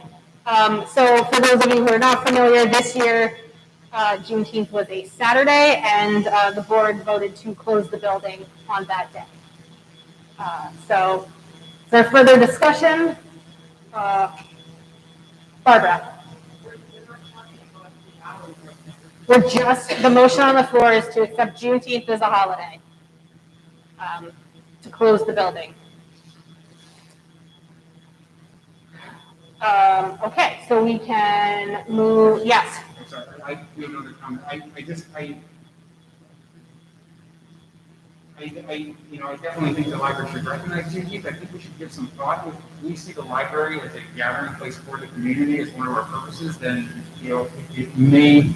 it may be that we could better recognize and serve this holiday by providing programming or activities or things at the library rather than being closed that day. I just want that to be considered as another option. Maybe appropriate for many places to be closed, but if we are a community gathering point or want to see ourselves as a community gathering point, we might want to consider that as an alternative to being closed to the public. Vanessa? To Mike's point, I don't think that that's unreasonable, but I would have a significant problem if we treated Juneteenth any differently than other holidays where you could make the same argument. And so I think that at this point, with recognizing a new holiday, we should be careful to set it aside and treat it any differently than any other holiday. Marina? Yeah, I think I agree with both your points, and I initially had thought that you were right, but I can totally see your point as well. But I think maybe the library should celebrate it a day earlier or a day after, but definitely I think it should be closed on that day, like a holiday. Anything else? Marcia? I think we had word on the board, but we had full discussion. We had full discussion about how to celebrate it and other holidays as well. So the fact that the library will be closed doesn't mean that we won't do something to recognize the holiday in a proper way. So. Other discussion, or should we move to a vote? Moving to a vote, I'm not sure if this will be unanimous, so we'll do a roll call. Kathy? Yes. Marcia? Yes. Noreen? Yes. Michael? Yes. Barbara? Yes. Richard? Yes. Vanessa? Yes. Tony? Yes. Norina? Caitlin, yes. Okay, well, it is unanimous. At 9:06, the motion passes. So the library will be closed on June 19th, 2022. You want to continue on, Tim, with the hours discussion? Yes, I'm proposing two changes in our hours. If we adopted both of them, we'd still be more than meeting the minimum hours required by the state of New York for a library of this size. One is that Monday through Thursday evenings year-round, I'm proposing that we close at 8 instead of 9. The reason for that is detailed in the statistics in your packet. Library is just not used very much between 8 and 9. And the other choice, or the other proposal, is Friday evenings during the 10 months of the year that are not July and August. We currently close at 7. And Friday evenings in the summer, we close at 6. Friday evenings after 6 p.m., regardless of the month, are extremely dead here. And again, you have the statistics in front of you.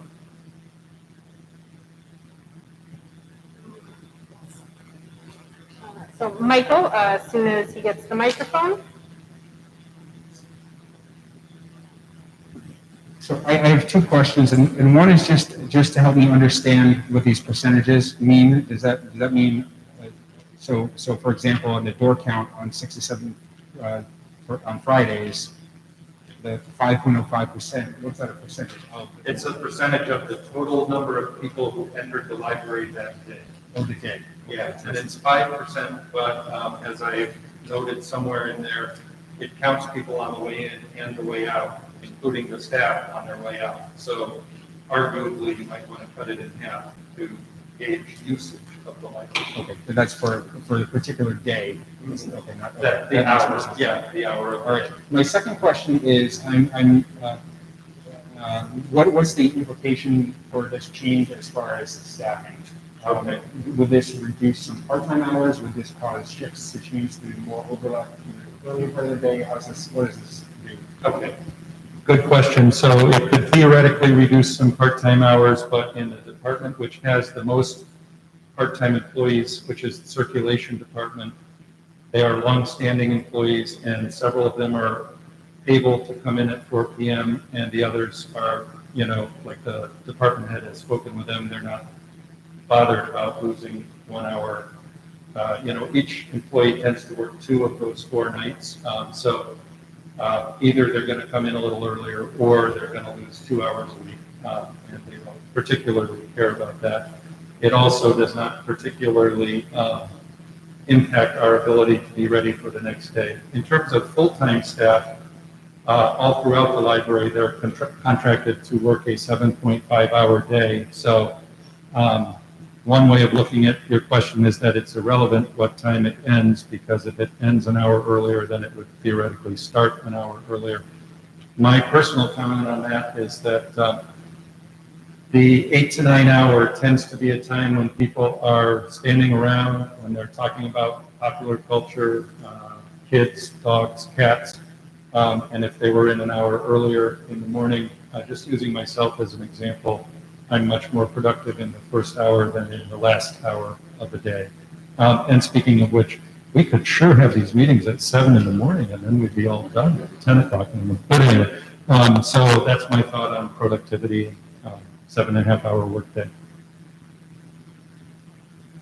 Tim, are we, if we adopt these proposed hours, would that still put us in, I guess, are we still meeting the mandatory minimum requirements of hours that our library has to be open? Yes, still exceeding by probably 5 or 6 hours a week, so not a problem there.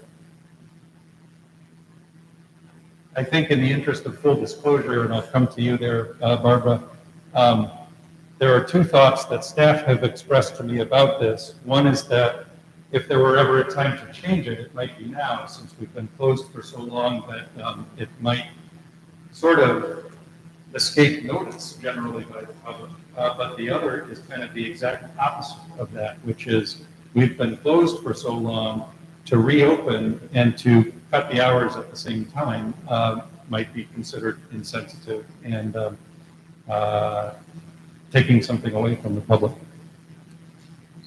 My only question, and I, for some reason, don't have the statistics in my packet, but closing at 8 o'clock, you know, on a school night, I can remember dragging my kids at 9 o'clock out of the library. You don't find that you have students that are staying until 9 o'clock?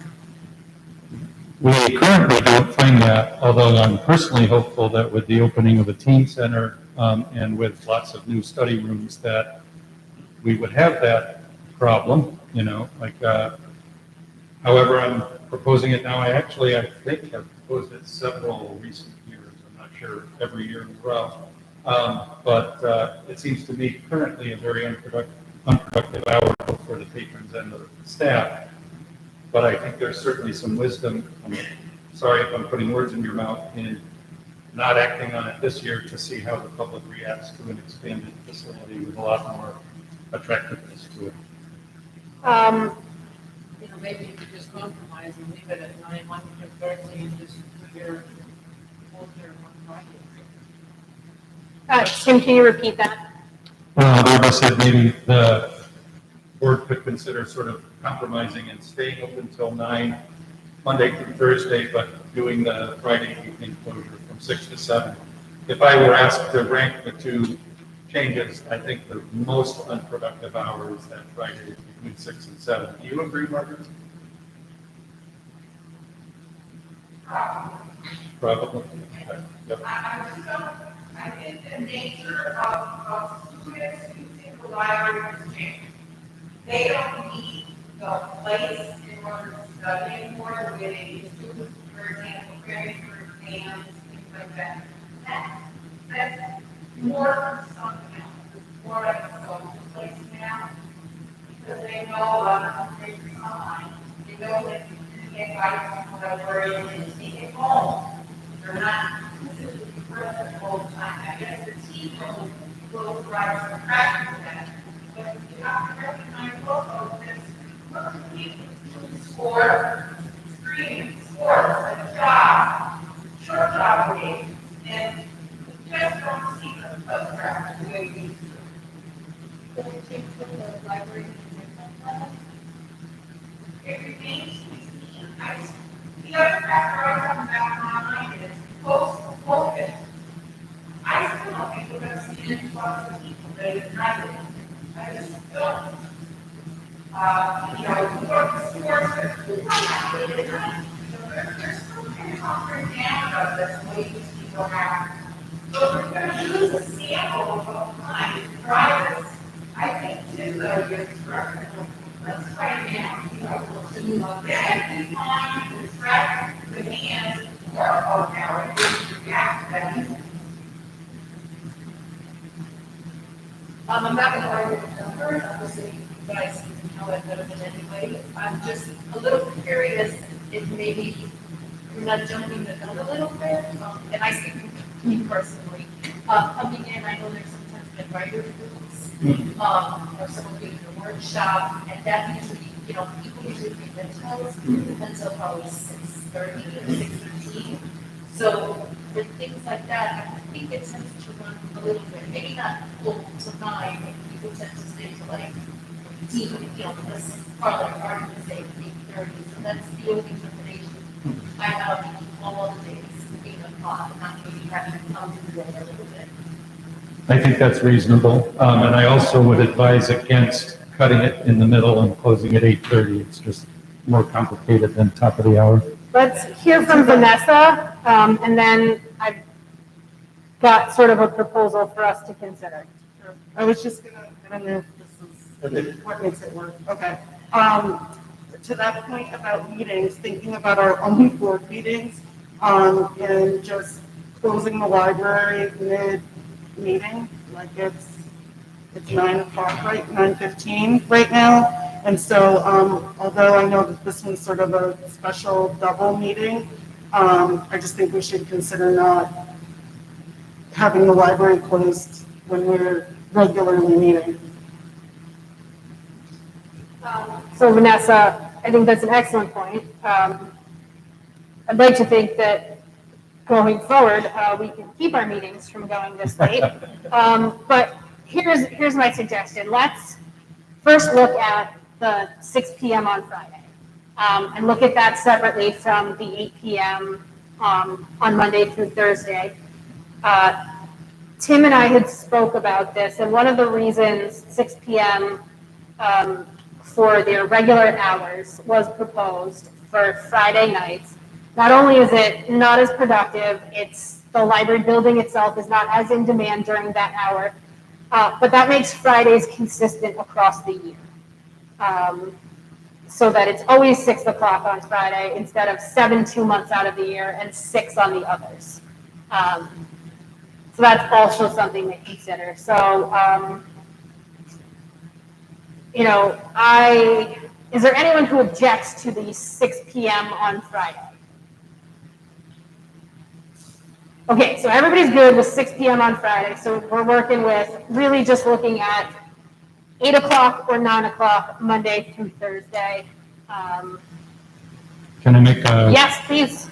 In reference to Noreen's comment, the configuration of the building would allow the 2 main meeting rooms and the cafe space to stay open even when the library is closed. So a kids program over in the kids space is probably not going to go past 8 p.m.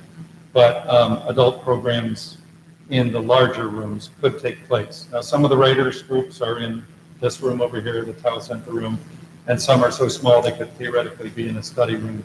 But major programs could continue past 8 p.m. with no problem. There's access to the restrooms and et cetera. So. Sometimes you do need staff, but you can schedule staff regardless. So. I'm just thinking about the smaller scale. Yeah, yeah.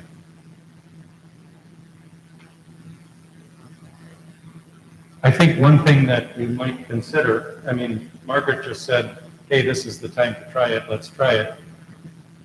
The flip side to that is, you know, be cognizant of the idea that you might theoretically be taking away 4 hours a week at the time of your grand reopening, and just try it next year. If the 2021/22 numbers are this bad or worse, then I'll bring it back to you next year. And if not, then that's a good thing if we've managed to get growth between 8 and 9 p.m. Now, let's say there's a point. You can also adjust it 3 or 4 months down the road if you're planning to make. You can. So, Barbara's saying you can adjust it 3 or 4 months down the road. I don't know how that works. I know you're passing the annual schedule, but I don't know why you're passing the annual schedule, whether it's a custom or a requirement. It's not a requirement, it's a custom, basically, so, okay. I would also like to against limiting hours when we've been closed for as long as we have. And so Richard said he would not be in favor of reducing that 9 PM to 8 PM. Is there anyone who is in favor of reducing that 1 hour? Great, then, so everyone seems to be in favor of a combination of continuing 9 PM Monday through Thursday and moving to 6 PM on Fridays, all months of the year. Do you need to vote on that? You mean, I'm sorry, Yes, because one of them is a change. the regular, but not the summer, right? So, right, summer hours, so if you look at the two, so the hours that are being proposed now, that I think the board will agree on. Regular hours, Monday through Thursday, 9:30 to 9, Friday, 9:30 to 6, Saturday, 9:30 to 5, and Sunday, 1 to 5. Summer hours, Monday through Thursday, 9:30 to 9, Friday, 9:30 to 6, Saturday, 9:30 to 5, closed on Sunday. Yes, Barbara. I think I would be able to accept summer hours, 9:30 to 8. Okay, so Barbara's in favor of, in the summer for 2 months, knocking an hour off, but not the rest of the year. Anyone else feel strongly one way or another on that? I would say just leave it in line, just for as a patron. It's confusing. I don't want to remember, oh my gosh, what month is it, and if you're open right now, next week, my kid is doing book work. You know, I mean, I feel like the chunk of the internet, but it's, I don't know, for me personally, like, okay, 9 o'clock, they close at 9, so that's it. But that's just my opinion. I would be more in favor of consistent hours. So that like the only change from summer to regular is that the library is closed on Sunday for 2 months. And that seems simple and straightforward. Thoughts, objections? Okay, Barbara? Just, I mean, if you look at this, say, some money, people's schedules are much more flexible in the summer. So that's the only reason I said, you know, they close at 9, the kids aren't studying, but even though I agree with Margaret that there's different ways that they're studying now. I wouldn't have a problem closing there, but want more access, that's fine. I think that's, some kids now are studying in the summer, but some kids. Some kids might be. Little kids, so the day stays longer in the summer, so that you're trying to find a place to, especially if it's a rainy day. And I have littles, so I know I want to take them somewhere, and the library's a good place to go, so I would say that's wrong, but. All right, so I'm going to make a motion to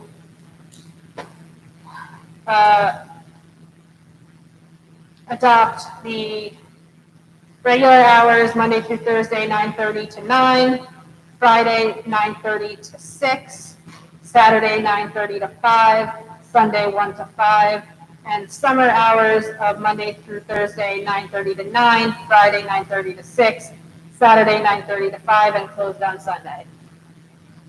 Is there a second? Kathy. So we'll go through a roll call just to be safe. Kathy, well, first is there discussion? Any further discussion? Okay, Kathy? Marcia? Noreen? Michael? Yes. Barbara? Richard? Yes. Vanessa? Tony? Norina? Caitlin, yes. All right, so that is unanimous at 9:23.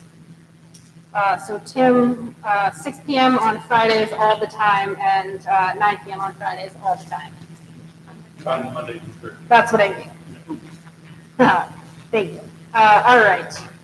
Meeting room names. Yes, please, Jenna. I think you still have to vote on the whole holiday calendar. We just did Juneteenth. Thank you, Jenna. So we still have to vote on the holiday and closings calendar. And since we've already voted Juneteenth, we know that is what is being presented. So is there a motion to accept the 2022 holiday and closings calendar? Vanessa, second by Marcia. All in favor? Show of hands. Excellent, unanimous at 9:24. Thank you, Jenna. Now, on to meeting room names. Kathy, are you going to take that one up? It's discussed at the design committee, or is Tim going to take that up?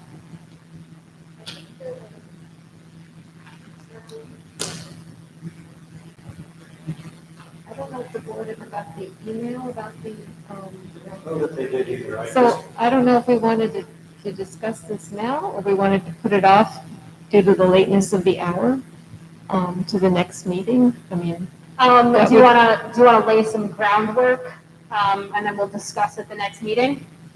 I could read the memo out. It's 300 words, I suppose. So Brianna Wakowitz, one of our younger librarians, but an excellent librarian, who's on the design steering committee, had noticed that we have a lot of rooms in here that are not named. So she called that to the committee's attention, and we started working on the concept. And at the same time, I put together a group of staff members that included John Lorang, who was running our meeting tonight, and Ann Rumpel-Person, who, in addition to being a librarian here, is also the town historian, and Lisa Pitkin, who's done some work on local history stuff. So we talked about concepts of names for different parts of the building, and we were unable to finalize a recommendation for the board, but it's relatively important because it's relatively timely because signage needs to be ordered. Although Megan Brennan has suggested that we order permanent signage that says, for example, study room, with a little place where you can drop a sheet into it where you've then given the name to the room. Which is acceptable, certainly, but maybe not as glitzy as you might expect in a brand new facility. So just in brief, we proposed keeping the large meeting room the same, the Helderberg room. The new medium-sized room over here that replaces the Norwesco room, we would like to recommend calling the Westbrook room after the Westbrook Women's Club that founded the library in 1957. The new cafe is going into the Norman Skill Room space and will probably be named by its owner. However, we kind of think about as an official room name as opposed to cafe name, dropping the name Norman Skill and adding a different creek that's in the local area called Hunger Kill. We think it would be funny for the cafe to call it the Hunger Kill Room. The Talacenta Room, boardroom would remain the same under this proposal. The local history room would still be called the Guilderland Room, or could be called the Guilderland Local History Room. And then for the study rooms, we had several different proposals. One was to name them after local bodies of water, some of which I've recently named. Other was to name them after neighborhoods or current and former sort of historical names in the Guilderland area, such as Hamilton or Hamiltonville, McCown or McCownville, Dowsburg, Altamont, Knowers or Knowersville, Rapp or Rapp Road. And I'll pause there. That was the last sort of geographic name that we were suggesting. With the Rapp Road, we had an interest in naming some part of the library after the African American community in Guilderland. So the word Rapp and or the name Rapp Road may or may not be the best thing. We've done some preliminary research and found that the minister who brought the community north from Mississippi was named Lewis Parson. And so we thought we might get in touch with the current governance of the group and ask them if he's a person that they would want a room named after, and if not, was there another suggestion? The community itself is in the city of Albany. It is. It is.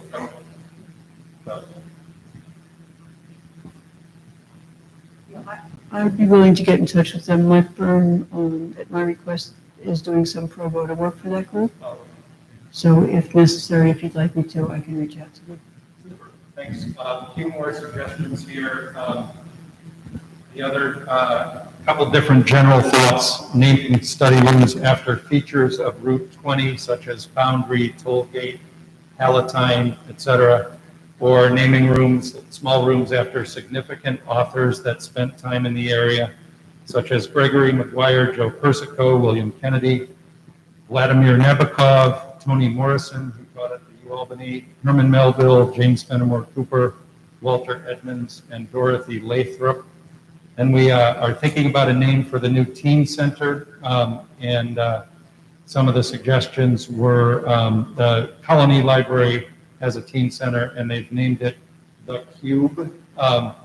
We thought of three names: the Foundry, which is a historical tie-in; the Grove, also a historical tie-in; the Hex, after the hexagonal-shaped light fixtures in there, or a naming contest where teens themselves would name the room. And then, yes, perhaps with some, yeah, there you go.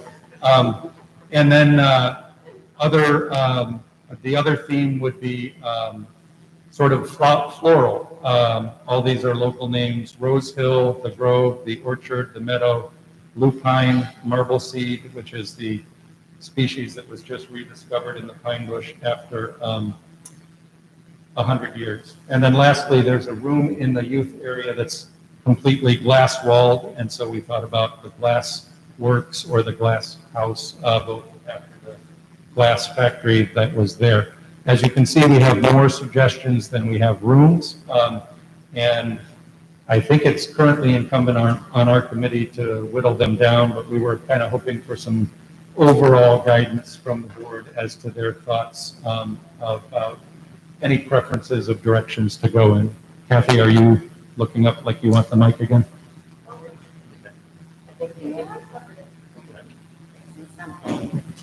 Only the design committee will vote on, or just for the whole board? We thought that we would present the slate of rooms and have the whole board vote on it. That was our assumption. Kathy? Yeah, I think this is generally what I think rather than getting down to Right. except for the rest of The Westbrook, everyone on the committee, both the staff committee and the design committee, loved the idea of naming that room after the women's club that founded the library. I don't want to be in favor of the Hunger Guild, but I really am. I'm so embarrassed by that. But I also noticed on that list that the teen room and the children's area weren't categorized in the same way as the others. Those were kind of limited, as like the Foundry and the Glassworks. I would certainly be in favor of those two for those spaces, and I think they work very well together as our, young adult and children's section. That's pretty coherent, almost as they're separate from the rest of the building and those themes that were given, but they also sort of have their own theme together as presented. May I suggest we email out this memo, which we intended to give to you in your board packet and failed to do, and that people just give thoughts via email informally? And then with the goal that we present a slate at the August meeting? Works for me. Hear from Vanessa. I just simply wanted to say, it's a really impressive list and really fun, and so thank you.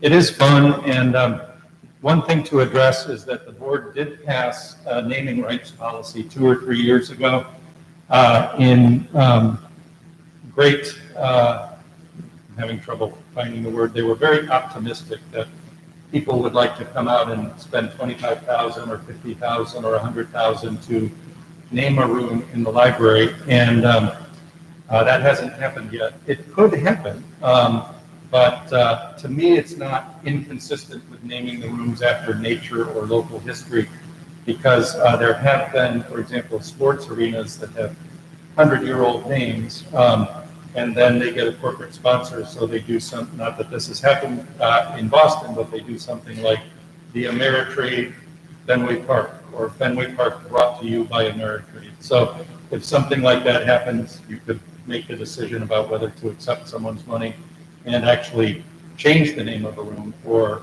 add it to the name of the room. So I don't see it as inconsistent with the policy you've already got. Thanks, Tim. Mhm. All right, so we won't vote on that now, but expect an email from Tim. We'll do sort of an informal, send things back for the committee to discuss. One, two. Jenna, is there anyone who has to abstain from the regular board meeting? Right. So that leaves 6 of us, so we're okay. So the minutes of the regular board meeting, the trustees that were not present will have to abstain. So is there a motion to accept the minutes of the regular board meeting? Marcia, second by Noreen. All in favor, show of hands. 6 in favor, 4 abstentions. And that brings us back to K, public input. Luann, have we received any new input? No new public input, thank you. Personnel actions, I see one presented to us. Is there discussion on the personnel action, Tim? Or is it straightforward? I'm trying to find it. So it's to accept the resignation of Rebecca Aldridge, part-time library page and access services department, effective June 23rd, 2021. If I were a board member, I would move that we accept it with protest.